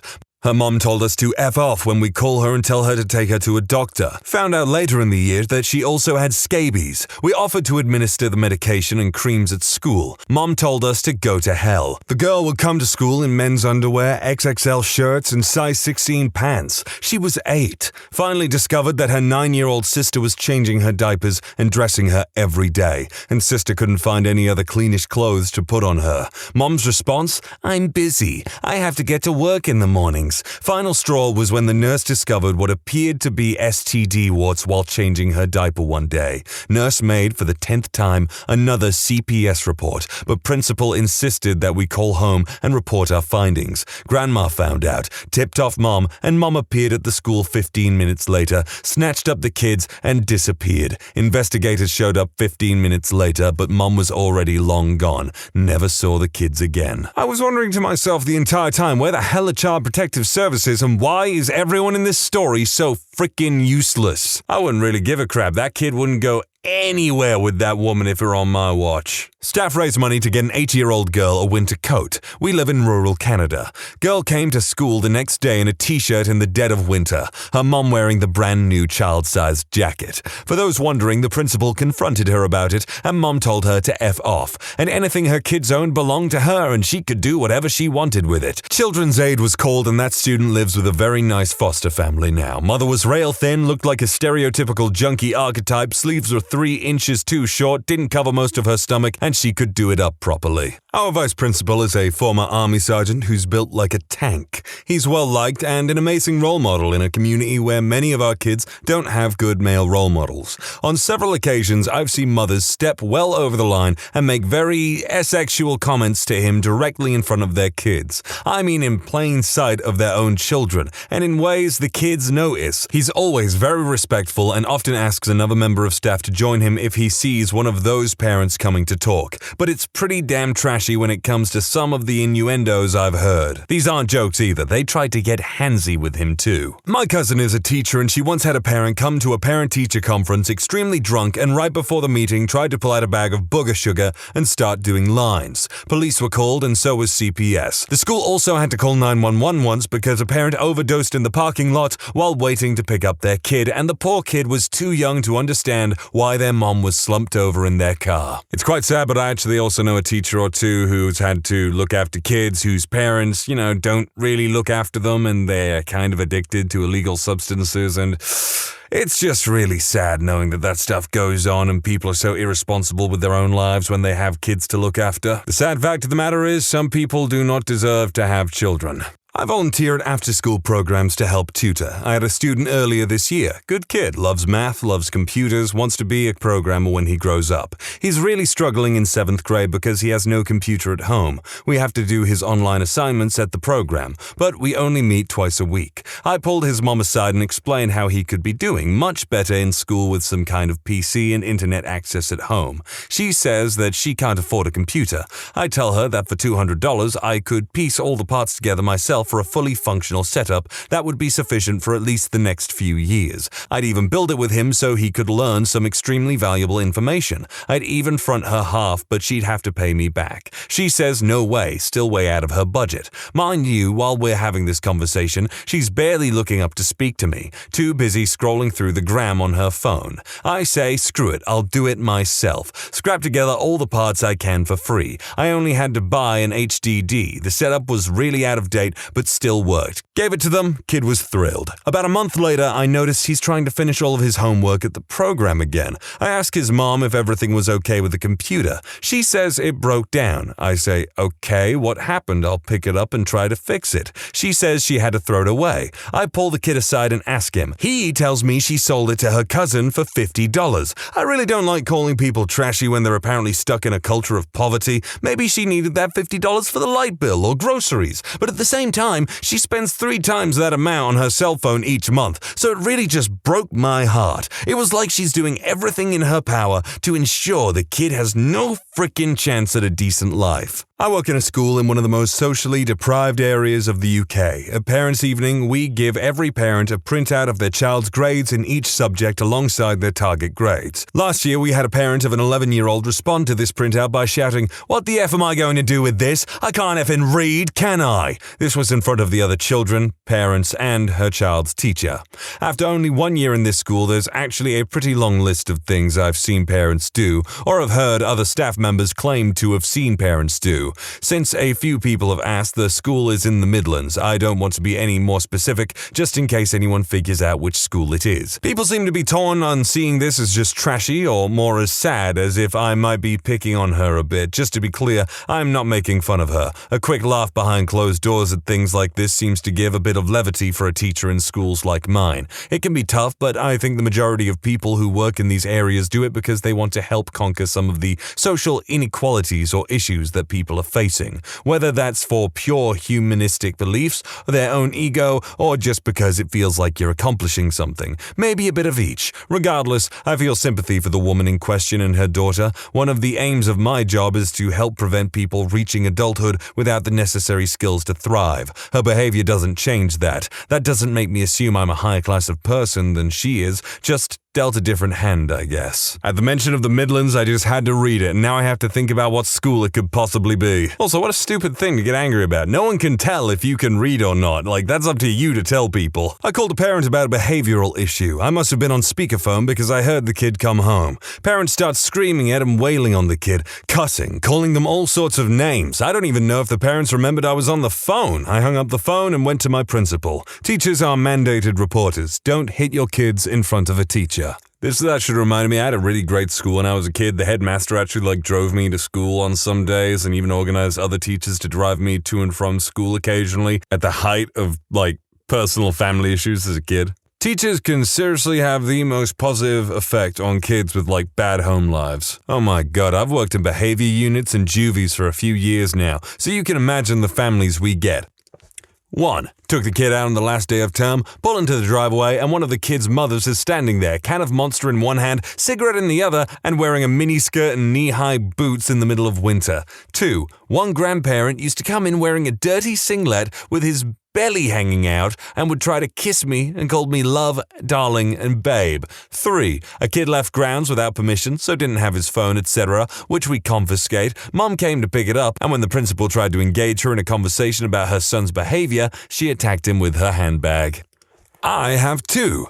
There is a parent who would walk through our closed campus every single day. As teachers, we are supposed to stop her because it's closed campus. Every single day, she would pretend she didn't know the rules. We always knew it was the same parent because she let her younger children, who weren't in school yet, ride around on their scooters ahead of her. One day, she was walking through with a stroller. She was not paying attention, and her freaking baby started falling out from the front of the stroller. I saw 4 teachers jump up to help the kid, and the mom didn't even acknowledge. The other one happened directly to me during parent-teacher conferences. I was meeting with a mom and her live-in boyfriend about her son. At the end of the conference, I asked if they had any questions I could answer for them, and he started asking me personal questions and flirting with me. I deflected and told them I had more conferences, but other teachers have told me that parents have hit on them before, so it's probably pretty common. Not a teacher, but a college administrator. Parents will call in very frequently when there is an issue with their student's living situation. If they're a butthole, frequent,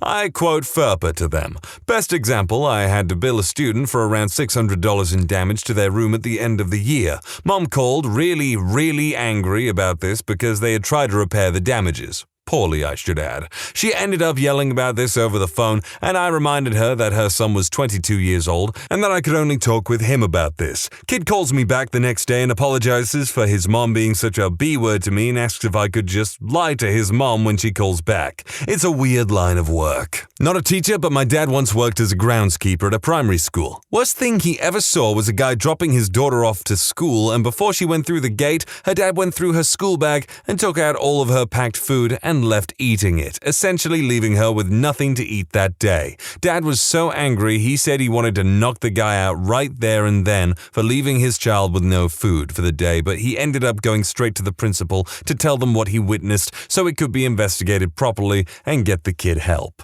My kid went to the preschool run by the public school system. One day, I saw one of his classmates. Every student was either 3 or 4.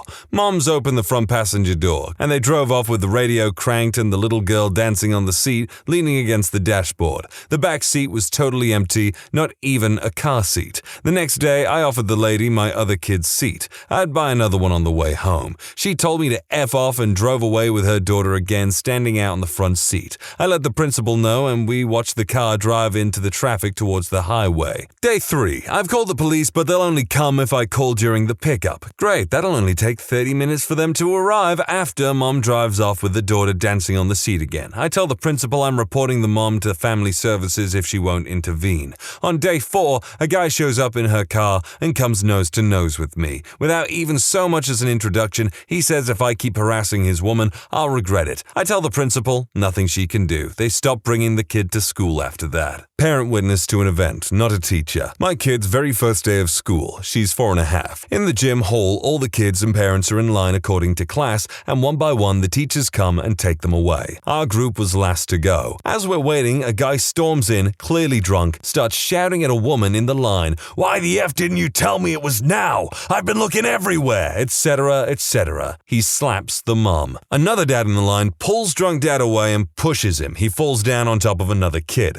That kid's mom screams, drunk starts to run out, squished kid's dad chases him. He made it out of the gym, but then got caught and the crap kicked out of him in the school reception. Everyone is freaked out. Kids are crying. Then the very happy teacher who is completely unaware comes in. I start Googling prices for private school. That doesn't sound like a single person involved responded the way that they really should have, although I do think the guy deserved a bit of a smack around the chops. Not a teacher anymore, but a registered nurse.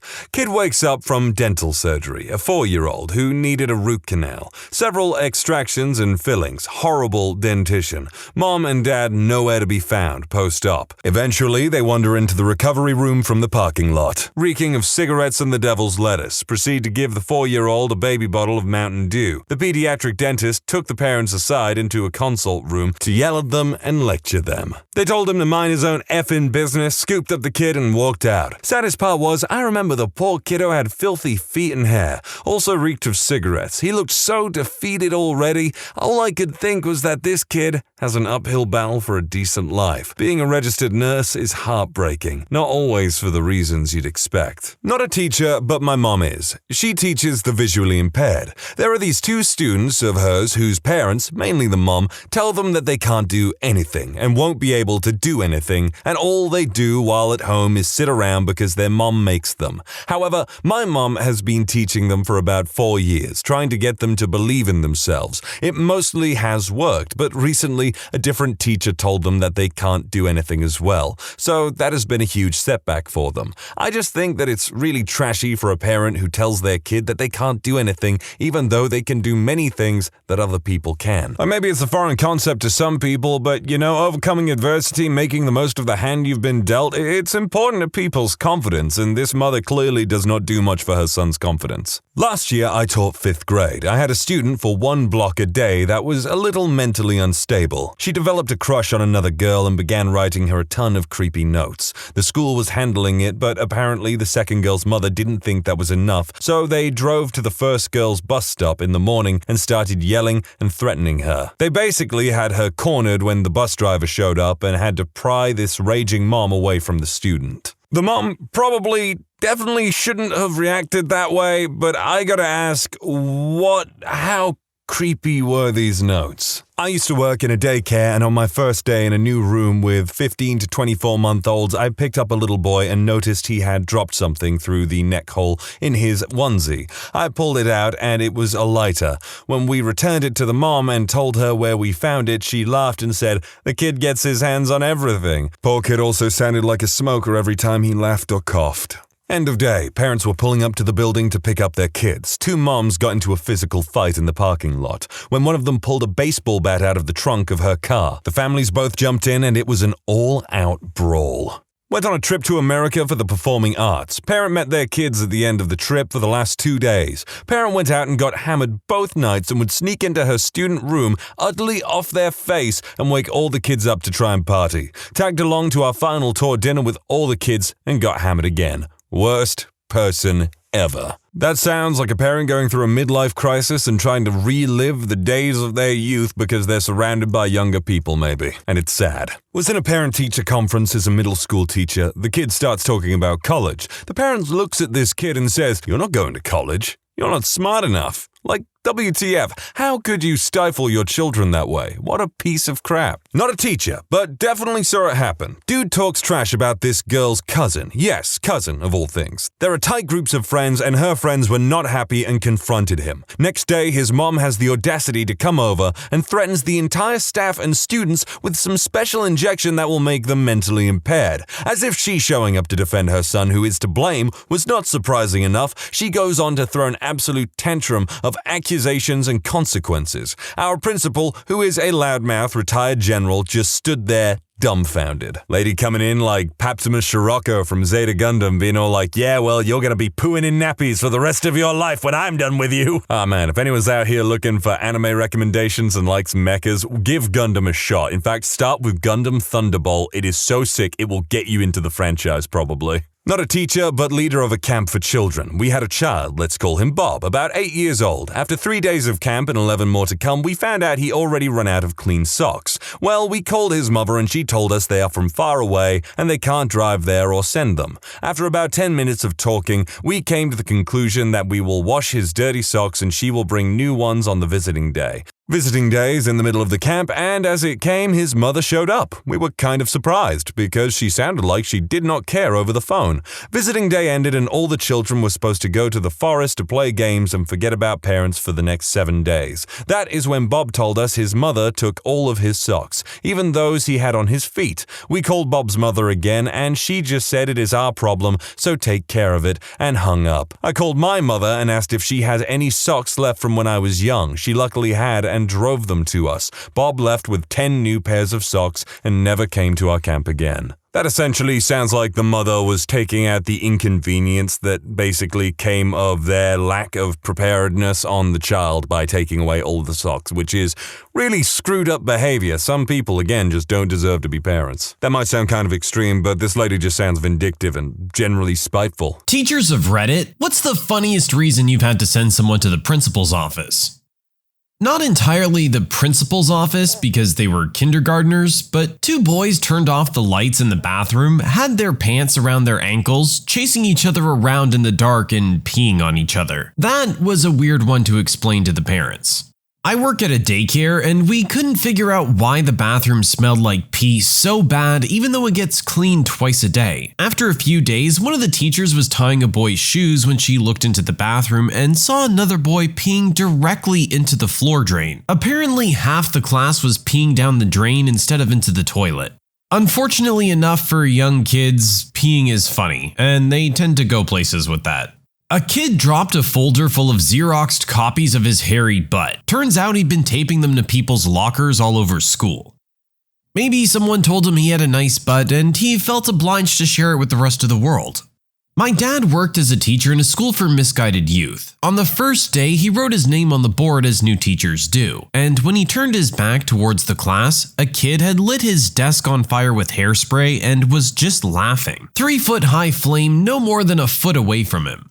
I had a 6th grader who was, just to paint the picture, a human incarnation of Ralph Wiggum, who wanted to get out of class so desperately that first he raised his hand and said his ears were ringing and he needed to go to the nurse. Sorry kid, not falling for it. 20 seconds later, he raised his hand and said his tongue was burning and needed to go to the nurse. Not falling for it, Ralph. 10 seconds later, he had blurry vision. He was squishing his eyes with his hands. No dice, kid. And then, in the grand finale, he stands with a flourish and yells so loud that teachers all down the hall stuck their heads out into the hallway. My dong is bleeding! We all stood mouths agape until the one wise guy in the class adds, "And you want the nurse to look at it?" What did this kid have to get out of class so bad for that he felt the need to yell that to everybody? I didn't send him to the office, but one of my favorite moments was one time I was working with a small group while other students worked on independent stuff around the room. One student was working pretty close to me and obviously made a mistake because he exclaimed, "Crap!" except he didn't say crap. So I said, "Excuse me, Ty? What was that?" And he says, "Oh, I didn't say what you think I said, miss." And I said, "Oh, good. What did you say?" He says, "I said shit," obviously thinking very hard. And then just stared at me horrified. I was trying so hard not to laugh, but I just told him, "I thought that's what you said. Please don't use that language in my classroom." We were doing sketch comedy in 6th grade a few years back, and seeing as it was a nice day, we went outside to practice. From across the field, I see one of my students very clearly and aggressively trying to put his junk on a prone classmate. When I asked him, he said it was for his sketch, and he was playing a character named the Iron Teabag. The best was the follow-up text from my boss saying, "I had to Google what teabagging was before I met with the kid." Sounds like they may have an instant classic on their hands. I had a kid show up to band with a massive black adult toy instead of his clarinet, and he honestly thought I wouldn't notice.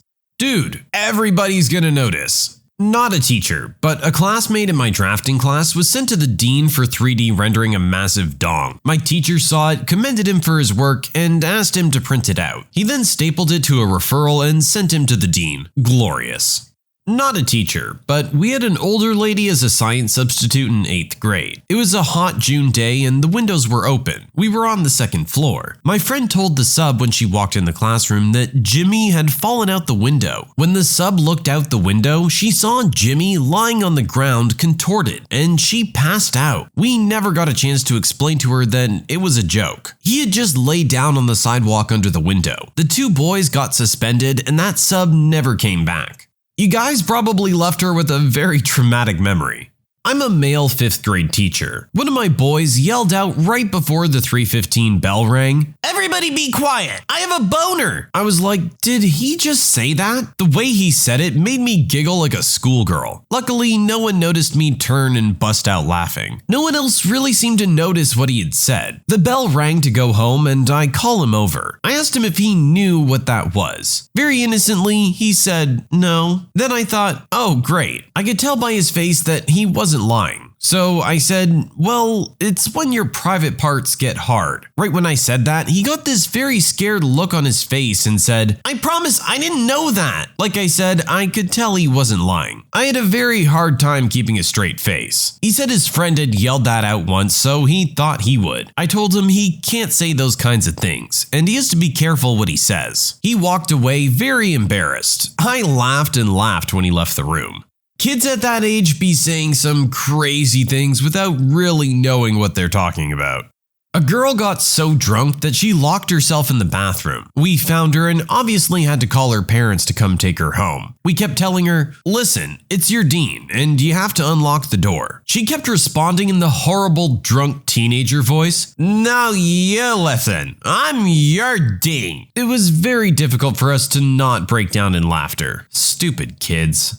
Getting drunk at school doesn't exactly sound like a good time. Two of my 5th grade students were arguing on our way back to music class, so I went over to see why they were talking in line. I asked what was going on, and the first kid said that the other kid had called him gay. The second kid looked me straight in the eye and said, "I didn't call him gay, I called him a B word." I sent them on their way to the principal's office and sarcastically thanked them for the extra paperwork. I worked in a computer-based classroom at one point where the students took many of their classes online. Some of them tried to cheat the system by copying and pasting short phrases into all the fill-in-the-blank or essay responses, hoping it'd glitch and pass them through. Quickly discovered one student had been pasting homo homo homo into all his responses, which backfired pretty well in one particular instance. Question: copy the words that apply to you. Answer: homo homo homo. I hope you marked them all incorrect except for that one. First year of high school, I got sent to the principal's office by my near-retirement teacher for breaking dress code with my t-shirt that had drug references and paraphernalia on it. The funny part was when my principal had to explain to my teacher that Billabong is a legitimate clothing company name, and nothing more. In 6th grade, during a school mass, my buddies made up a thing called Wiener Whack Wednesday. Self-explanatory. Go around nut-tapping everyone. Well, our really hot teacher caught 2 kids doing it, and we had a whole lecture our next period. She asked if any of us knew anything about it, and all the girls told the teacher what was up. Every single guy in our class, 15 at the time, small Catholic school, got called to the office. We had to take turns talking to the principal and explaining that none of us were gay. Then she made us call our parents. I was really freaking out that my father would think I was gay. I love how this is going on and that's their concern. Not the fact that y'all are just whipping it out and smacking each other with it, as long as you're not gay. Not a teacher, but saw a kid stand up in Russian class to do a speech on a topic of World War II Russia. He decided to do the whole speech on why Hitler was the greatest. Now, our teacher was born in Russia, grew up during the Soviet Union, and came to Minnesota to teach. She was horrified. If you think that the United States hates Hitler and Nazis the most, you've not studied Russia in World War II. I was glad, because this knucklehead and his douchey friends ruined Russian class for 4 years. I had this obnoxious, smarmy, show-offy 5th grader. One day, he was up to his usual tomfoolery, and a girl silently got up, opened the classroom pencil sharpener, and dumped the shavings all over the kid. I had to send her to the office, but it was a truly satisfying moment for the whole class. Sounds like she was willing to take one for the team there. I was covering another teacher's class in a computer lab, and we have a program called Net Support that basically allows you to spy on the kids' computers. It also serves some legitimate instructional purposes, like allowing you to take control of a kid's computer so you can demonstrate things. Only this teacher never used it, so I don't think the kids knew it existed. I normally don't use it because I don't like the Big Brother vibe it gives off, but there was a kid being a totally obnoxious jerk. He was looking up stupid and distracting videos and laughing loudly about them and making obnoxious comments to show off in front of his friends. I could have blocked YouTube, but instead I took control of his computer. I started typing in kitten videos into YouTube, My Little Ponies, anything that I could think of that wouldn't be cool for him or his friends. Then, every time he started to freak out and insist to his friends that he wasn't doing it, I gave him back control, and shortly after would take it away again. Then finally, I made a little pop-up come up on his screen that said, "I'm watching you." I expected him to figure out what was going on, but I think he got freaked out instead. It never seemed to occur to him that it was me, so I gave him control back and he did his work quietly for the rest of class. We had this in the engineering building. I was a teacher's assistant and this kid was playing some flash game rather than doing whatever design project he was supposed to be doing. So I would wait until just as he was about to beat a level and ever so slightly screw him up. He didn't know I had this ability, so he was getting crazy frustrated. Seeing him get visibly frustrated, I went over to his desk and said something along the lines of, "I know the program can be hard to learn. Let me see what you've got so far and I'll help." Oh, the shame he had when he turned high screen and didn't even have SolidWorks or whatever open. If I were you, I would have just kept messing with him for the rest of the day. I went to a small Catholic high school in the Seattle area. We had monthly Mass in our gym, and every year around Easter we did the Stations of the Cross. Mass was always brutal, but the stations lasted 2.5 hours or so. Unreal. A little background, I couldn't burp until I was in my early 20s. I have no clue why, but any built-up gas had only one exit. Growing up, I farted to the point that people thought I had a medical condition. People even called me Fart Boy. Anyway, it was my senior year and we were headed to the dreaded Stations of the Cross Mass. My friends and I had let one rip in class a number of times, but never during Mass. We always talked about doing it, but never mustered the courage. I decided about a week before that this would be the day. The Mass was set up where the choir would sing before each station. I think there were 11 or something. And then the priest would ramble on about its significance. Each time the choir stopped, there would be about 10 seconds of complete silence. We're on the 5th station and the choir is finishing when all of a sudden, I unleashed a behemoth right as everything went silent. I was sitting on gym bleachers, which probably amplified the blast perfectly. I remember the guy in front of me inexplicably holding a yellow plastic screwdriver, and he dropped it. In shock or from the blast wave, we'll never know. My buddy and I proceeded to muffle our laughter for at least an hour until Mass ended. I've never tried to not laugh for that long before or since. Each time one of us would start to settle down, the other would release a cackle that started the whole process over again. We didn't even get in trouble. I'm sure the teachers thought it was an accident or never wanted to speak of it again. I'm laughing right now. One of my favorite memories. In high school, I got called into the principal's office. They put a screenshot of the Urban Dictionary entry for Cleveland Steamer in front of me and asked why I was looking at that. I laughed my butt off and said I was just doing some research and got sent back to class. Guys, I'm going to tell you right now, don't Google it. I used to work in a super strict school for kids who got kicked out of their regular schools. We had an assembly twice a day, morning and afternoon, that was extremely serious. Kids had to sit up straight with their hands in their laps, girls on one side and boys on the other, totally silent, that kind of thing. Occasionally, when we were having behavior problems with entire groups, we'd make them sit in assembly for the remainder of that period or however long until they could get it together. There was a class of middle schoolers, naturally, who could not stop farting. They'd intentionally fart as loud as they could to be gross and disruptive, and it even evolved into them getting up out of their seats and farting on each other. This is hilarious to me now, but it got really old and really smelly. Anyway, one day it was happening so much throughout each class that we took them to assembly. I'm standing in front with one of the other teachers, and our principal was talking to them, except he was mad. So he's pacing back and forth, reaming these kids out, punching his fist into his hand, spit flying out of his mouth. His face is bright red. He's saying all this stuff about respect, and then he adds in, "Oh, and if you have to fart?" And he yelled the word fart with such venom and disdain that I just lost it right there in front of everyone. I could not stop laughing. I tried to play it off like a coughing fit or something, but I couldn't. I had to leave the room.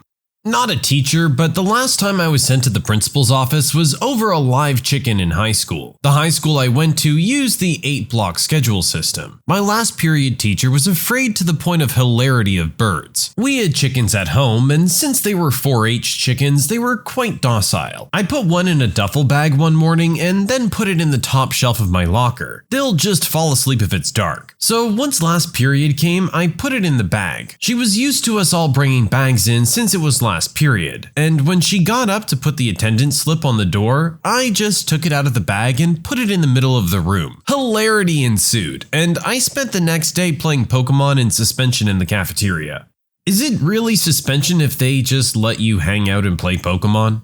The year was 1987. Second grade me decided to bring the Penthouse mags I found under my dad's bed to school. I found them the night before and thought up this whole plan. It was cold, so I slid them in between the pocket of my jacket before leaving in the morning. Shortly thereafter on the playground, I was showing my buddies all these beautiful women. Finally, get to class and found out my teacher was ill and was replaced by a sub. Thinking I had it made, I slid the mags under all my papers in my box and just went about my day. Just before lunch, the sub started going through boxes, searching for a folder for the neighboring teacher. That's when she screamed. The sub was waving the Penthouse at me while dragging me to the principal's office. To make things that much better, my sweet 80-year-old grandma was the one to pick me up.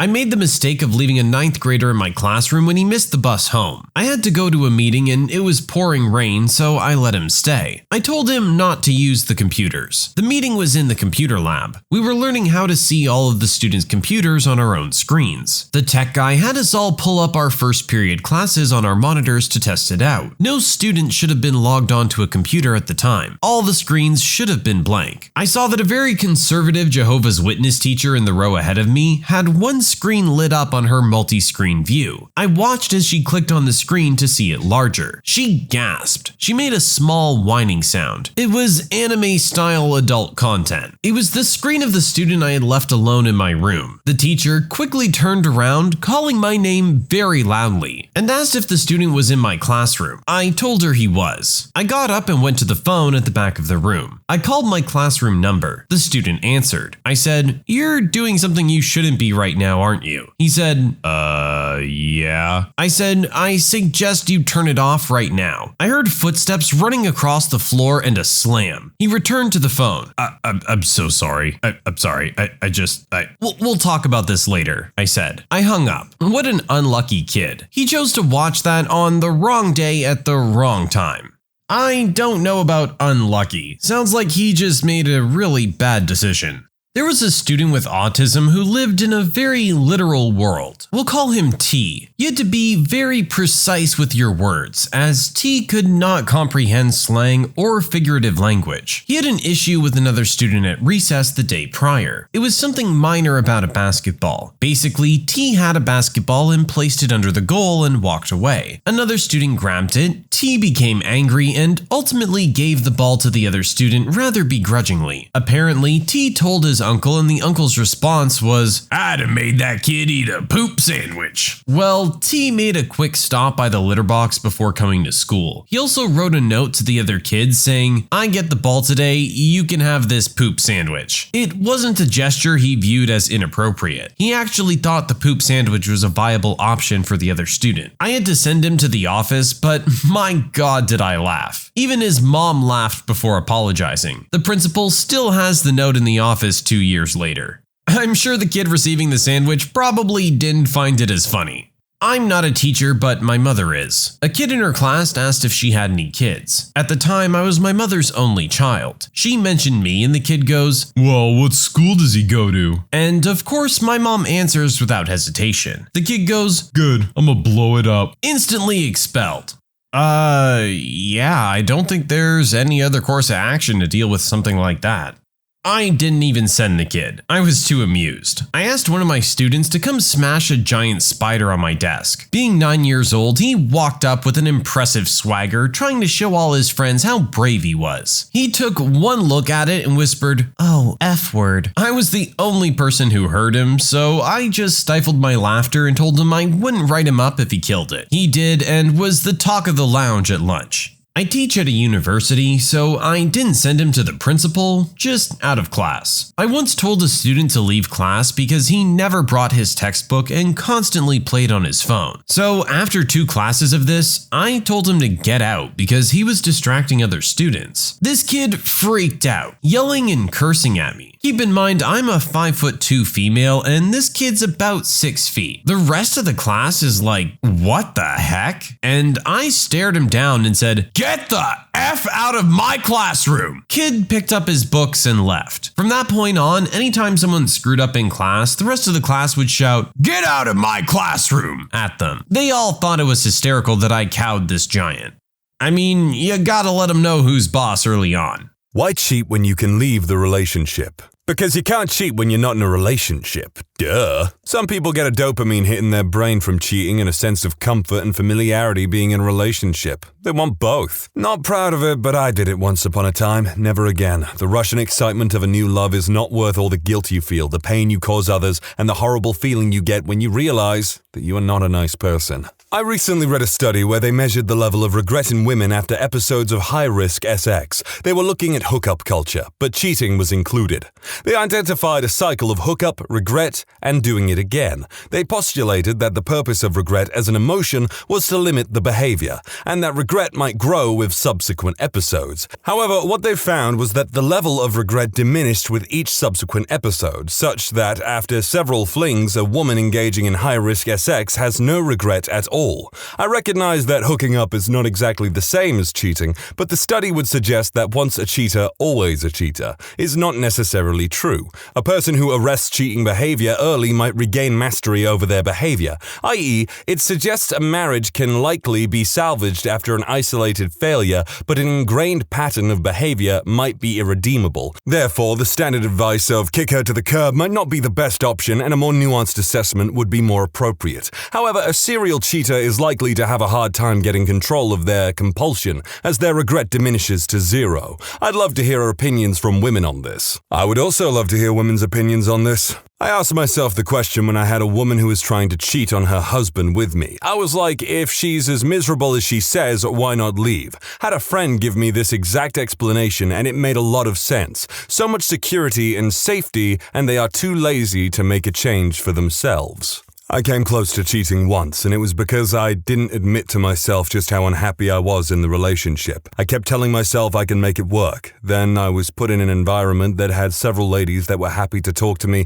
and be around me. That dopamine hit was massive, and I can 100% see how it can just happen. Luckily, I allowed myself to be honest about my feelings and broke up with my ex before I did anything. Do everybody a favor. Always be honest with yourself. That last bit, absolutely words to live by. From my understanding, it's better to have the safety net of the familiar and go do whatever than to end things and risk things not working out. Easier to use someone as a safe space and explore rather than taking the risk alone. I had a jerk of a housemate tell me once it's because it made the breakups easier for him. He'd cheat and make sure his partner found out, and that way they could get all mad at him and never want to speak to him again, and he could just go about his life like nothing happened. There's a certain thrill to sneaking around. Some people get off on the gotta hide whatever feeling they get from cheating. Also, if they leave the relationship, then they lose whatever perks of that relationship. It's hard to survive in the world on a single income. When there are kids and a mortgage involved, it's easier said than done. Not condoning it, but conventional and flawed wisdom often values stability and security over honesty. And sometimes people just get stuck in abusive, one-sided relationships, but their upbringing has taught them to stick through it, no matter how bad it gets. The short answer is that the person cheating is usually and often accurately perceives that they, and often their children and perhaps even their spouse, believe it or not, few cheaters simply don't care about their partner's well-being, would be financially devastated and emotionally traumatized by blowing up their shared household, and since no one cheats with an intent to get caught, this is the way to remedy the missing spark without sacrificing the household stability of everyone else. This is the kind of answer that comes from someone that purely values objects and money and doesn't actually care about anyone else's feelings while simultaneously trying to gaslight someone into believing that they are the least selfish person in the room. Like personally, I abhor betrayal and treachery of any kind. I'm not religious and I only know this because I watched the frickin' Dante's Inferno video game movie with all the different styles and everything, but there is a reason why treachery is the ninth circle of hell. My marriage ended with infidelity. In my experience, it didn't happen all at once. It was a gradual thing. One year we were a little distant, then the distance grew cold, and then we were like two cubicle workers making our life run. But along the way there were exciting milestones that made me think that we were succeeding, that we were happy. A graduate degree, the purchase of a little home together, the decision to try for a baby, the joy a year later when we finally succeeded, new jobs, the birth of our kid, moving to a new city. And there was heartbreak, the death of his father, my battle with postpartum depression, a job loss, illness in the family, my parents divorcing after 40 years of marriage. It was easy to point to those things as the reason we felt so apart. We weren't ready to admit that there was something broken between us too. So I assume when his co-worker was a sparkly new friend and they found themselves working late at the office more and more frequently over time, I'm sure their pull toward one another just grew. But here's the thing, my first marriage was over before he cheated. The question was, as Esther Perel puts opposite was whether I would spend my second marriage with the same person. His new partner made it an easy answer for both of us. I don't blame the cheating for my divorce though. It was just a symptom of something already wrong. For me, his affair gave me clarity about the fact that we hadn't been happy for a long time. It's been 7 years since we split, and our daughter is incredible. We co-parent beautifully together. He married his co-worker, they have a 2-year-old together, and she's a great stepmother to my kid. My career has taken off and I'm remarrying later this year. I am so grateful he asked for the separation and for the person I became after my divorce. Cheating isn't always this black and white thing people make it out to be. Time heals all wounds. I know this person clearly had a lot of time to reflect and contextualize how things ended the way they did, and I'm glad that everyone seems to have walked away from the situation to better lives. Still don't condone cheating of any kind though. Cheating is a suck-butt thing to do, and I'm not defending it, but many married people are financially bound together but unhappy. It's the wrong thing to do, but it may go some way toward explaining it in many circumstances. Because people don't cheat because they want a new relationship, they cheat because they want the excitement of a casual relationship and the comfort of a long-term relationship at the same time. If I'm trying to put myself in a cheater's shoes, then the 3 reasons I would assume are 1. Lust. This form of cheating is physical and not much thought put into it. 2. Happiness. This is when someone feels trapped, marriage, kids, history, and just wants a moment to escape and relies on the affair partner to make them happy. 3. Safety net. Cheaters think about it this way. Why would you leave a job without having another job lined up already? It ensures that they won't go through a period of feeling undesired. From my understanding, the reason for cheating and staying in a relationship can be a myriad of reasons. Some people have such low self-esteem that the minute they get any attention from someone else they consider attractive, they have a hard time shutting them down.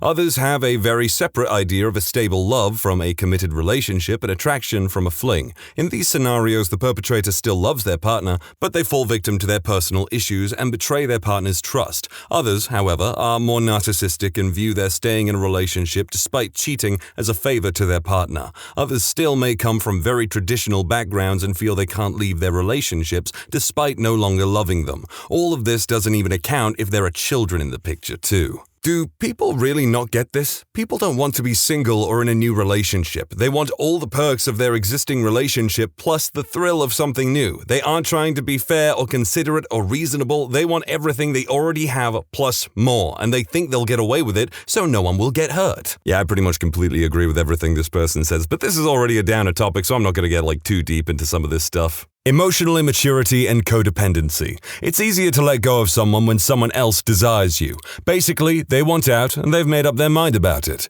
You may have no clue yet. They're not interested in working through issues. They're done. So to make things easier for themselves, they cheat. This way, they're getting the attention their low self-esteem needs from outside the relationship and no longer have to regard your feelings. They expect you to be upset when you find out. In fact, that feeds their low self-esteem even more. Your anger, confusion, and disappointment makes it more likely you'll say or do something in retaliation. Any such action on your part makes it easier for them to justify in their own mind that they were right in choosing to leave you. To them, things ended a long time ago, so they don't really see it as cheating. They use cognitive dissonance to cope with how they feel about themselves. Pointing this out to them doesn't help them, and especially doesn't help you. In fact, the bigger of a deal you make it, the more you'll be gaslit. Don't expect fairness or accountability from this person. If it goes public, you're likely screwed, as people who are capable of convincing themselves they're in the right in this kind of situation have no problem making things up in order to preserve their public image.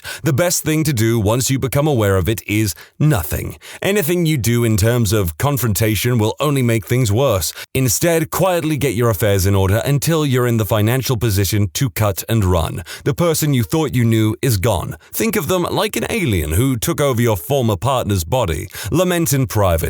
Cover your butt while you're exposed. Leave on your timeline, never look back or engage. They are now dead to you. Ultimately, people will respect you more for your maturity and you'll give the ex no grounds to come after you. In fact, they may even implode, but that doesn't matter. How they feel doesn't matter anymore. Winning is getting away cleanly. Because one, divorce is expensive, like really expensive, and most people can't afford rent and mortgage on one salary these days, plus long-term financial plans will be seriously derailed. 2, change is scary for everyone. Clearly the marriage that now sucks was once a great idea, now it's not, but it was a big deal not to be taken lightly. New relationships are extra exciting, and someone who is married has seen the extra exciting relationship turn into something not great. The new thing has no guarantee, and cheating gives the best of both worlds. 3, maybe there are kids involved. Staying together for the kids is an awful idea, but 7 seconds of getting your noodle wet trumps disappointing your kids for life, unless you get caught. 4, people suck. Everyone has done something they shouldn't have and there is a rush to it. Maybe it was a little white lie. Maybe it was something criminal. Either way, it was the easy way out and you were delighted you didn't get caught. The first time it was difficult but rewarding. The next time was less difficult, but still rewarding. Eventually, it's just rewarding. Monkey branching, too afraid to jump without having something to hold on to. People stuck in emotionally abusive relationships often cheat as an escape. Simply breaking up is much easier said than done due to the amount of psychological control that's usually involved. Because you have to keep the main person around in case the side piece doesn't work out. You have attachment issues, you're financially tied to a person. There are many reasons. None of them are good reasons, but people who cheat don't care. Don't mind me, I'm just thinking about King of the Hill and Nancy Hicks Gribble cheating on Dale Gribble with John Redcorn. There's the bit where they're doing the duck boats and Nancy's all like, no wonder I need 2 men in my life. One of them keeps letting me down. Because you don't want to leave the relationship, you just want to have sex with other people. As a retired serial cheater in my teens and early 20s, this is an honest answer. Some people are legit skeezy. Others are genuinely in love with their partner but also have other asexual needs and don't know how to square that circle. I'm definitely against cheating, but I think it's important to challenge the idea that cheaters are all evil, weak, foolish, etc. Cheating is quite common, even among people who maintain otherwise healthy relationships. I think the cultural fantasy we have that 2 people can always fully provide for each other's needs and that true love conquers all is really quite childish, a fairy tale. Certainly it is not 100% impossible for 2 people to be able to meet most of each other's needs. It can happen, but it's incredibly far from universal. I don't think that everyone should be polyamorous, but I do think that many people really need to be and should, and that some people need to be but don't have any of the skills necessary to manage polyamorous relationships. I've never cheated, by the way. Psychotherapist Esther Perel has a lot of really intelligent and useful stuff to say about this topic. She's helped a lot of relationships come back from that place of broken trust. And she is much better than me at explaining why cheating doesn't necessarily mean that the cheater is a bad person or doesn't love their partner, and at explaining why our current cultural views of romance and relationships really set a lot of us up for failure. Which is not to say that all cheaters are loving, good people. They are certainly much more likely to not be than the average. My point is more that it's not a universal thing, and we should be looking more deeply into this. So I briefly looked into who this Esther Perel person was because I was interested. And in the brief time I've been looking this person up, I probably can't exactly make that many assumptions about who they are or anything or what their theory is exactly, but I don't particularly like what I'm hearing from them in their talks and whatnot. Maybe it's just my principles getting in the way of me being enlightened by these groundbreaking ideas, and I say that with quotation marks. It all sounds very intelligent in that they've mastered the oratory arts, they're just a very good speaker, they have chosen the perfect words to get their argument across and everything, but at the same time there is just a lack of morality, it seems, and even awareness that cheating, infidelity in itself, is just inherently cruel to do to an individual who isn't aware or casually and callously abusing the relationship and whatnot. God damn, just open up a frickin' dialogue. Also, if you're interested in this author's ideas, go check them out yourself because I'm not slandering them. I'm more just wondering how this person became, and I quote, a national authority on modern relationships? I love my partner and would die for her, but I haven't been asexually attracted for a very long time. I get through sex with her because of the love, but I don't look at her and see someone that I find attractive.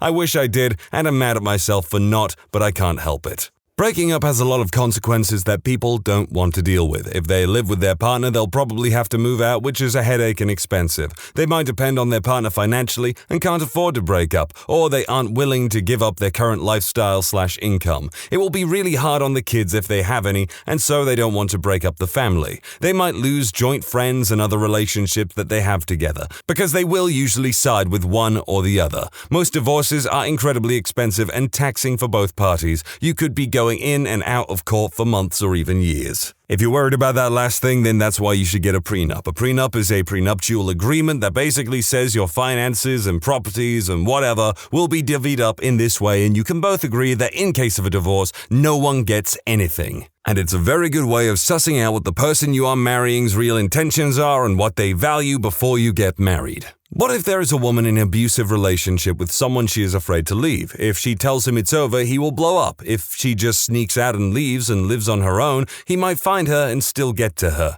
She has been with this abusive guy so long, she doesn't think she can leave. He tells her how terrible she is, how worthless she is, and that she should be happy that he puts up with her. She might not have an income or money of her own. Some people take care of all the money and only give a bit to their partner when they ask. Let's say this woman meets another man. She meets him at work, she meets him through mutual friends, maybe an old flame looks her up. He is kind to her, and she starts to feel like she might matter a bit. Like maybe she isn't so awful, but she can't just move in with this other guy. So they start a relationship. She is finding a way to escape and a way to rebuild herself. When she has the self-esteem to leave, she also has a way to maybe get some financial and emotional support and protection. Believe it or not, I would honestly say that if you're with an abusive person, then yeah, feel free to cheat on them. If they hit you, if they smack you around, make you feel like crap every day, legitimately abuse you, then yeah, you can do whatever the hell you want. If it means you can somehow get out of that relationship, except kill them, because where does that leave you? My mom tried to leave my dad for years. He was an extremely angry person who was physically, emotionally, spiritually, financially abusive.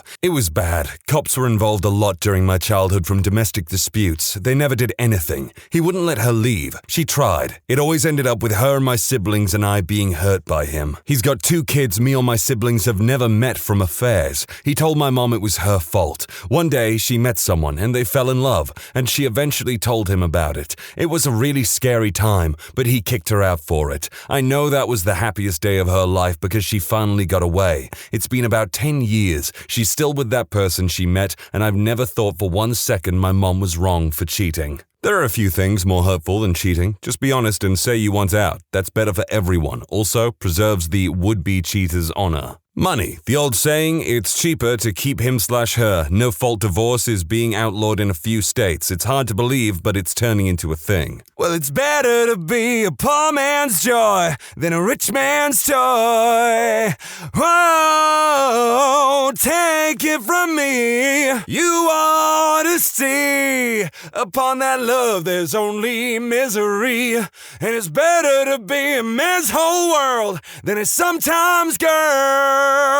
Ruby Winter's better for those of you wondering, and I know most of y'all are just here for the Reddit stories and all that, but come on, I'm trying to give you dinner and a show here most of the time. I think people who cheat have tunnel vision and lack of foresight and insight. A friend of mine is a serial cheater. He's always in some sort of relationship that he completely dive bombs into without any thought, and it ends in chaos every time. I think he does it because he enjoys the thrill of it, and also he's terrified to be single. Possibly mental illness plays a part in this. He is financially ruined from his last divorce because of his cheating, but moved in with his new girl within a month. It's so exhausting to watch from the outside. Cheating can be a misguided attempt to address unhappiness within a relationship. Some individuals may struggle with the emotional difficulty of ending a partnership, fearing confrontation, loneliness, or the upheaval of their lives. Instead, they may seek temporary solace or validation through infidelity. However, cheating undermines trust, hurts both parties involved, and can cause long-term damage. While leaving a relationship requires courage and honesty, it provides an opportunity for personal growth, finding a more compatible partner, and fostering healthier connections in the future.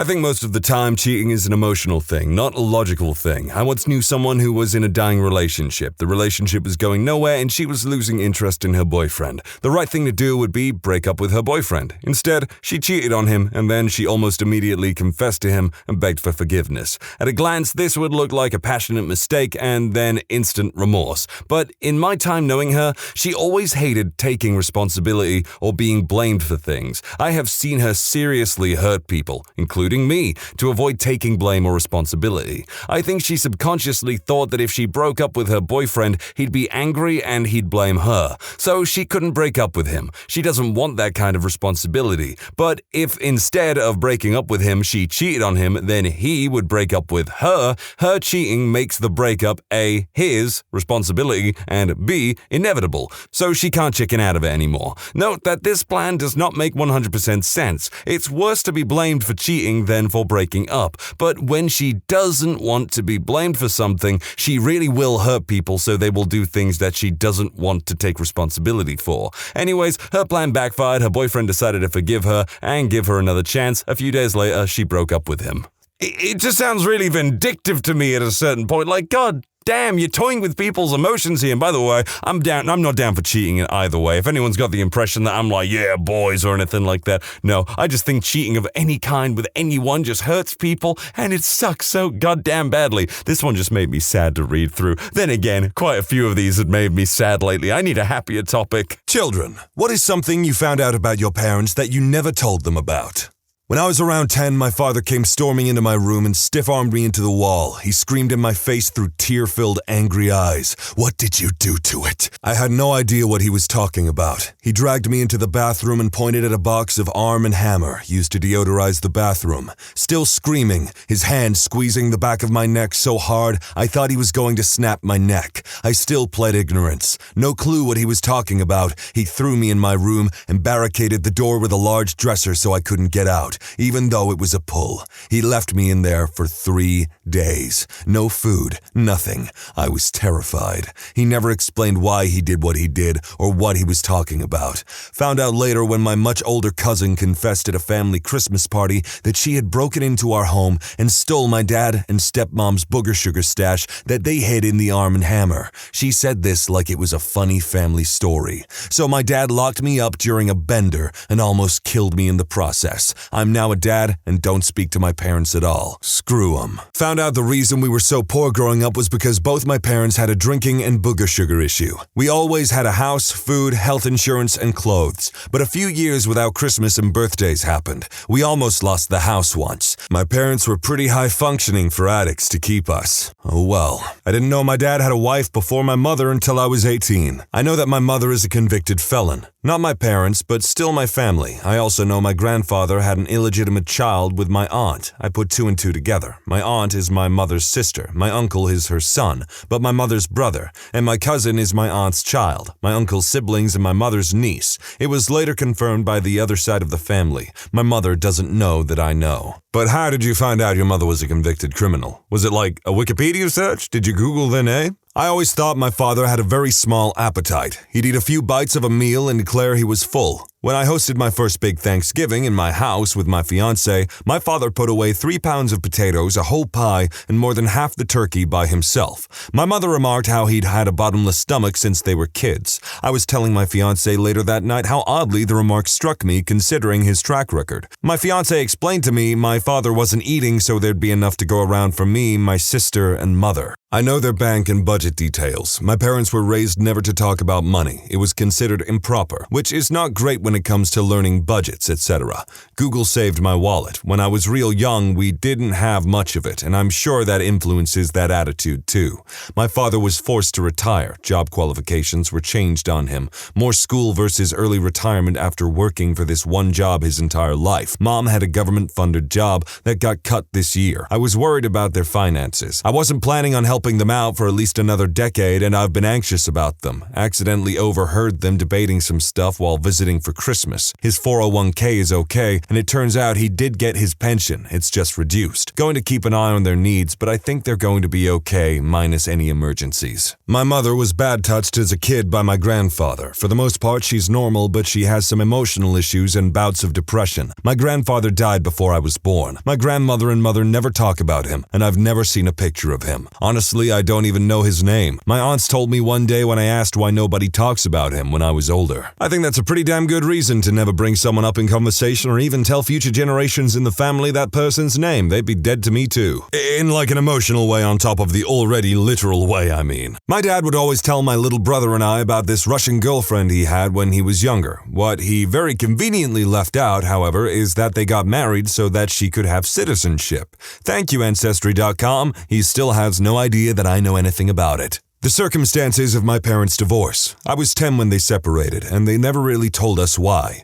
Just that their marriage wasn't working anymore. I didn't really care, so I didn't ask, but over the next few years I would eavesdrop on bits and pieces of conversations they had and eventually put the pieces together. Basically, my mom cheated on my dad with my now stepdad. My mom and now stepdad worked at the same high school and my mom had taught each of his kids. When my dad became suspicious, he put a keylogger in the family computer in her phone and found some suspicious texts, emails, searches, etc. He hired a PI who followed my mom to the airport one day and struck struck up a conversation with her. My mom took the bait and ended up confessing everything to the PI under the impression it was some random stranger. I was introduced to my now stepdad a little under a year after they separated, but didn't meet any of his children or family until a few years later. Turns out he was having an affair as well, but was introduced to me by my brothers while he was still with his wife. I don't think any of my parents know that I know this, and it's not something I would ever bring up with them. I love all my parents and step-parents the same, and although they all did some crappy things, they all seem much happier now than they were when they were married to one another. When I was around 10 to 11, I went through a really rough patch emotionally. The substances I was getting for my ADHD started messing with me really bad,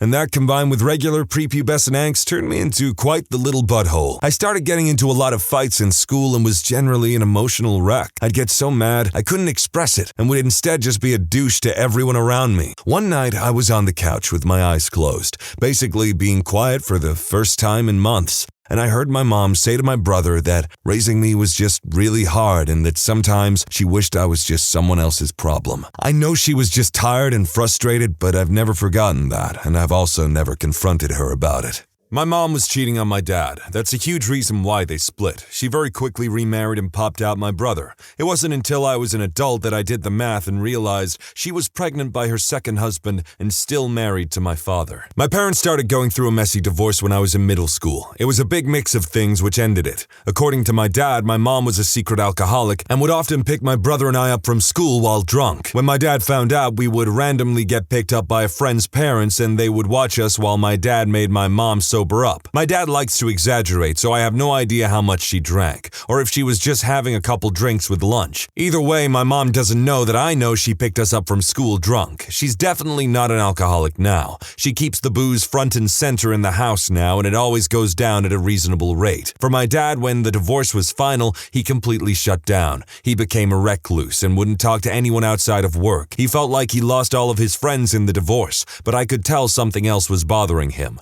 He never really recovered from the divorce and still only interacts with me, my brother, and his siblings. The divorce was finalized about 8 years ago. I was talking with my uncle, my dad's youngest brother, who roomed with him in college. Saying how worried I was about Dad being lonely as he approaches 60, my uncle told me to never tell him I know. But apparently my dad was engaged to another woman when he was in college. They had been engaged for 6 months when my dad contracted gonorrhea from his fiancée.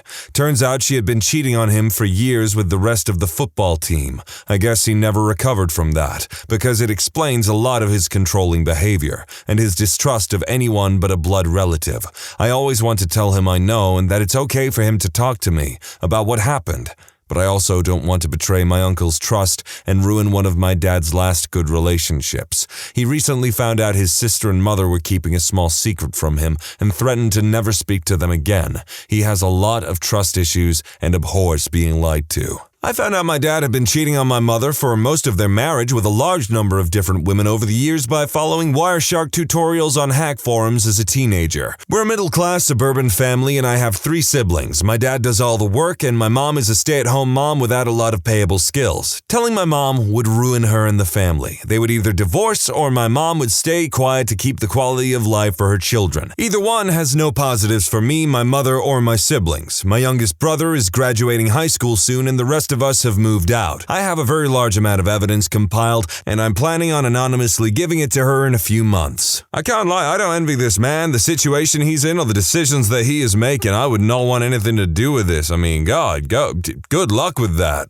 My aunt and uncle stopped talking to my parents when I was about 10 years old up until I was 18 and I reconnected with my cousin, their son. It hurt my parents that my mom's brother and his wife stopped talking to them for, as far as my parents were concerned, no reason. When me and my cousin became friends, our parents started talking again. Once I was talking to my cousin about it and he told me that his parents stopped talking to mine because my parents didn't buy big enough presents for my cousins, even though they were well off and my parents at the time were pretty broke. I've hated them ever since, though. I would never tell my parents this, as it would hurt their feelings, but F you, Steve, and F you, Lorraine, for being a pair of materialistic little douches. Also, Lorraine, my cousin told me that he walked in on you doing it with another guy, so you're also a cheating harlot. Have a nice life, buttholes. I went through the DirecTV history on my parents' TV. I wanted to find the name of a show my father kept telling me he loved so I could buy him DVD copies. Instead, I found a bunch of GGW PPVs. My father, the man who taught me how to illegally download media, buys his smut through pay-per-view on his cable provider. I was so embarrassed I could never bring myself to tell him.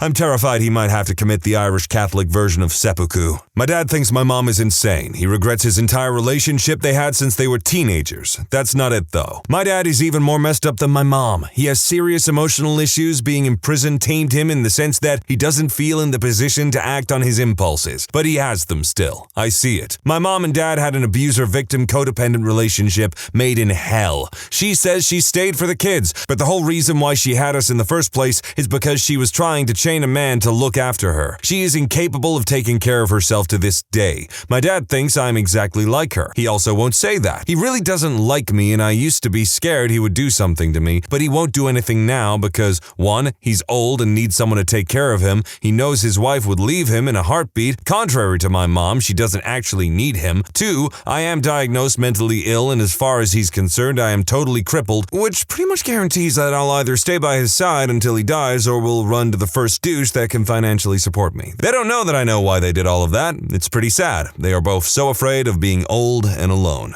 We were apparently much better off than I knew when I was a kid. I never thought we were poor because we didn't go without the basics, but I was constantly told we couldn't afford things my mom just didn't want to spend the money on, so I was in the hand-me-downs from church members until high school. Wasn't allowed extracurriculars that had added costs, so no sports or Girl Scouts, that sort of thing. When I started working in high school at 14, my parents stopped paying for pretty much everything except my health and car insurance. I bought my own food, clothes, phone, etc. Never mind that my younger brother got to do anything he wanted and mom still pays for his car payments. Definitely not the end of the world, but it gave me a weird complex and I still have troubles budgeting and rationalizing extra purchases. Maybe some parents in the world are just fine with being really open about who their favorite kid is in extreme ways. Or maybe your mom woke up on the wrong side of the bed the day you were born and they've just been internalizing that anger for your entire existence. I ain't got a clue, but you certainly have my sympathies. When I was 15, I was broke and looking around the house for spare change. I was home alone at the time. I looked in my parents' room and found a metal box with a padlock on it.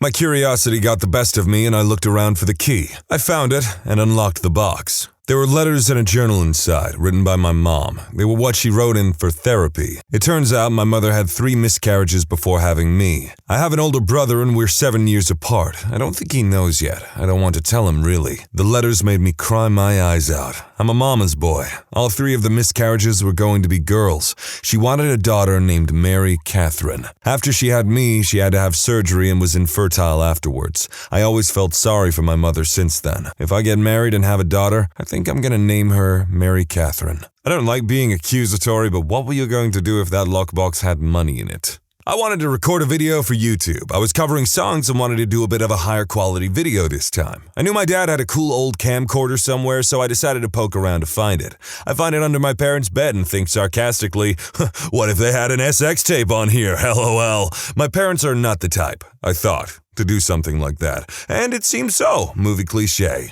So my dumb butt rewinds the video and I'm confronted with my mother's woo-ha taking up the whole screen. Mentally scarred, I close the camcorder and shuffle back downstairs, trying my best to forget that horrendous mistake. They've got no idea I saw that. My dad was drunk once and told me my mom was boring in bed. This was a couple years after they divorced due to him finding another woman. Still, gee, thanks, Dad. I didn't need to know. My dad left his emails open one day, and with me being a snoopy 9-year-old, I had a look. Turns out when he visited his home country, he had an affair with his ex-girlfriend and was now having asexual conversations with her. I never told my mother, but 3 days later I was notified that they were getting a divorce. I know my mother is scamming money from a pension she should no longer be getting. She also took hundreds of pounds worth me and my brother were entitled to until we were 18. Both moved out at 17. And to top it off, she then took mine, not my brother's, only mine, bank fund my father put away for me before he died. They have a lovely car and home and excess money, and when I asked them for help, they never did. My brother asked and he got to move back home and got invited round for dinners. I know I was treated differently because I had a daughter and my stepdad hates kids. I found out my dad was a paranoid schizophrenic one night when I overheard my grandma praying for him. She thought I was asleep. I was like 16, but genuinely thought that his behavior was the most normal thing in the world since I had grown up with it. I cried myself to sleep that night. I did some research on it not long after since I didn't know too much about schizophrenia and was so traumatized when I realized how messed up he was. I don't know if it was by chance or because I started noticing things, but he became unbearably worse after, and me and him started fighting really badly. My mom finally told him to leave the house, and they had a really messy divorce. I still feel guilty about fighting with him to this day and wonder if things would be better if I had never found out. He lives alone now and isn't allowed contact with any of us. It wasn't originally like that. My siblings used to go and visit him, and he started electrocuting them so nobody could hear their thoughts. I feel so guilty when I think of him, living alone without any family around him.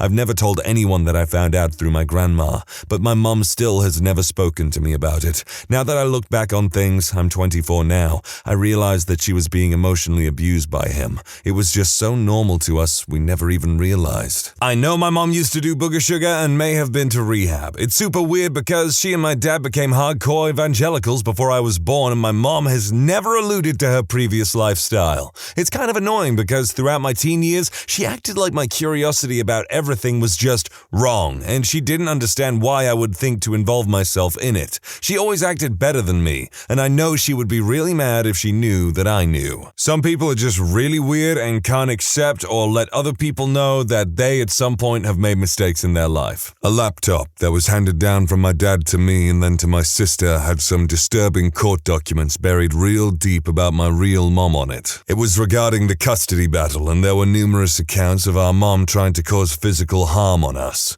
We were too young to remember any of it, but one of them was about how my mom drove our Bronco into a lake with my sister in it. She wasn't even 2 at the time. I always wondered where that car went.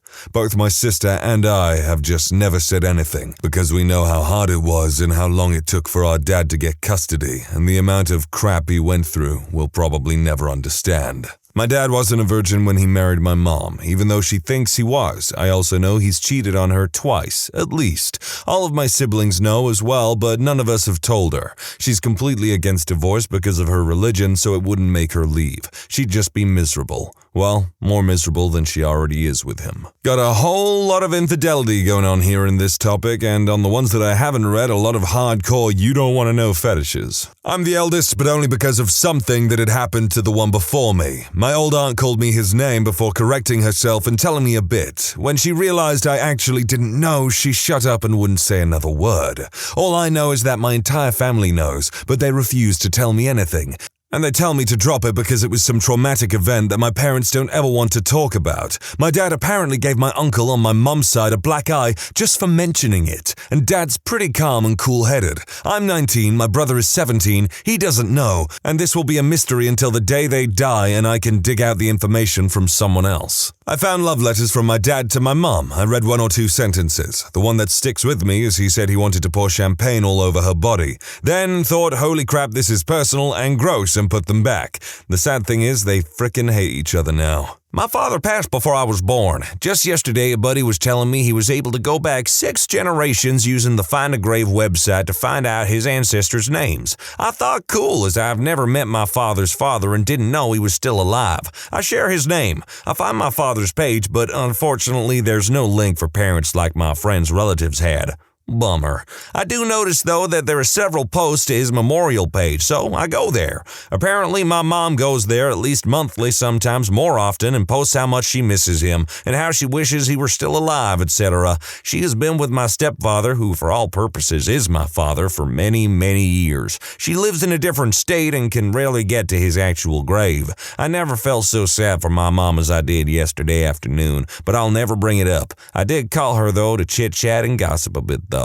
Check on your relatives regularly. Unless you've got beef with them, of course, in which case you do you. Not my parents, but my friend's parents. A long time ago, he had a few of us over for late-night games and pizza. My buddy Mike asked me to come into his parents' bedroom, which I thought was weird, but I'm 12, so who cares? He pulls open the bottom drawer of a large dresser, and he takes out what I thought was an elephant mask. Turns out it's an electronic elephant head with a thong attached, and there's a little crevice in the elephant's trunk where you can put your you-know-what, and when the mask is turned on, the trunk moves up and down as it makes elephant noises. Not that it really bothered me, but I never looked at his dad the same again. A huge part of why I left home was because of a call I heard from my mom. When I was in high school, my mom would pick me up after school from one of two places that sounded similar and started with the same letter. One day I went to the wrong place to be picked up, my grandmother's apartment, instead of a shopping center. My grandma, who always loved causing fights in our family, took a call from my mom on speakerphone with me in the next room, where my mom called me a devil child, a worthless B-word, and said she never should have tried to get me back from child services after I was taken away because of her abuse. I knew she thought that about me, but it really helped me realize that all her talk about keeping fights in the nuclear family was so she could misrepresent my abuse to the extended family. I also realized that my mom must have done this fairly regularly if my grandma knew to have her on speakerphone instead of taking the call on a phone as normal. It pretty much solidified that my mom had no positive feelings for me and was only keeping me around to further abuse and manipulate. My dad lied to my family for 25 years about having fought in Vietnam. My whole life, he and my mother insisted that he had endured horrific traumas as a young man. However, after they got divorced, my mother mentioned this to his sister. His sister insisted that he had never been in combat and that he had spent his military career in Hawaii. She went so far as to have my father's ex-wife, who knew him at the time, call my mom and confirm that during that time, he was in Hawaii. Other bits and pieces began to make sense, and it became clear that he had lied to my mother about his experience in order to manipulate her. I've never told him that I know this because I'm worried he will lash out or maybe self-delete himself or something. At the end of the day, though, it is kind of a relief to know that he was never in any harm. When you subscribe, make sure to hit the bell to turn on notifications. Put the playlist on in the background to finish listening to all the stories. And if you like Am I the Genius, give Am I the Jerk a shot. Linked in the description below.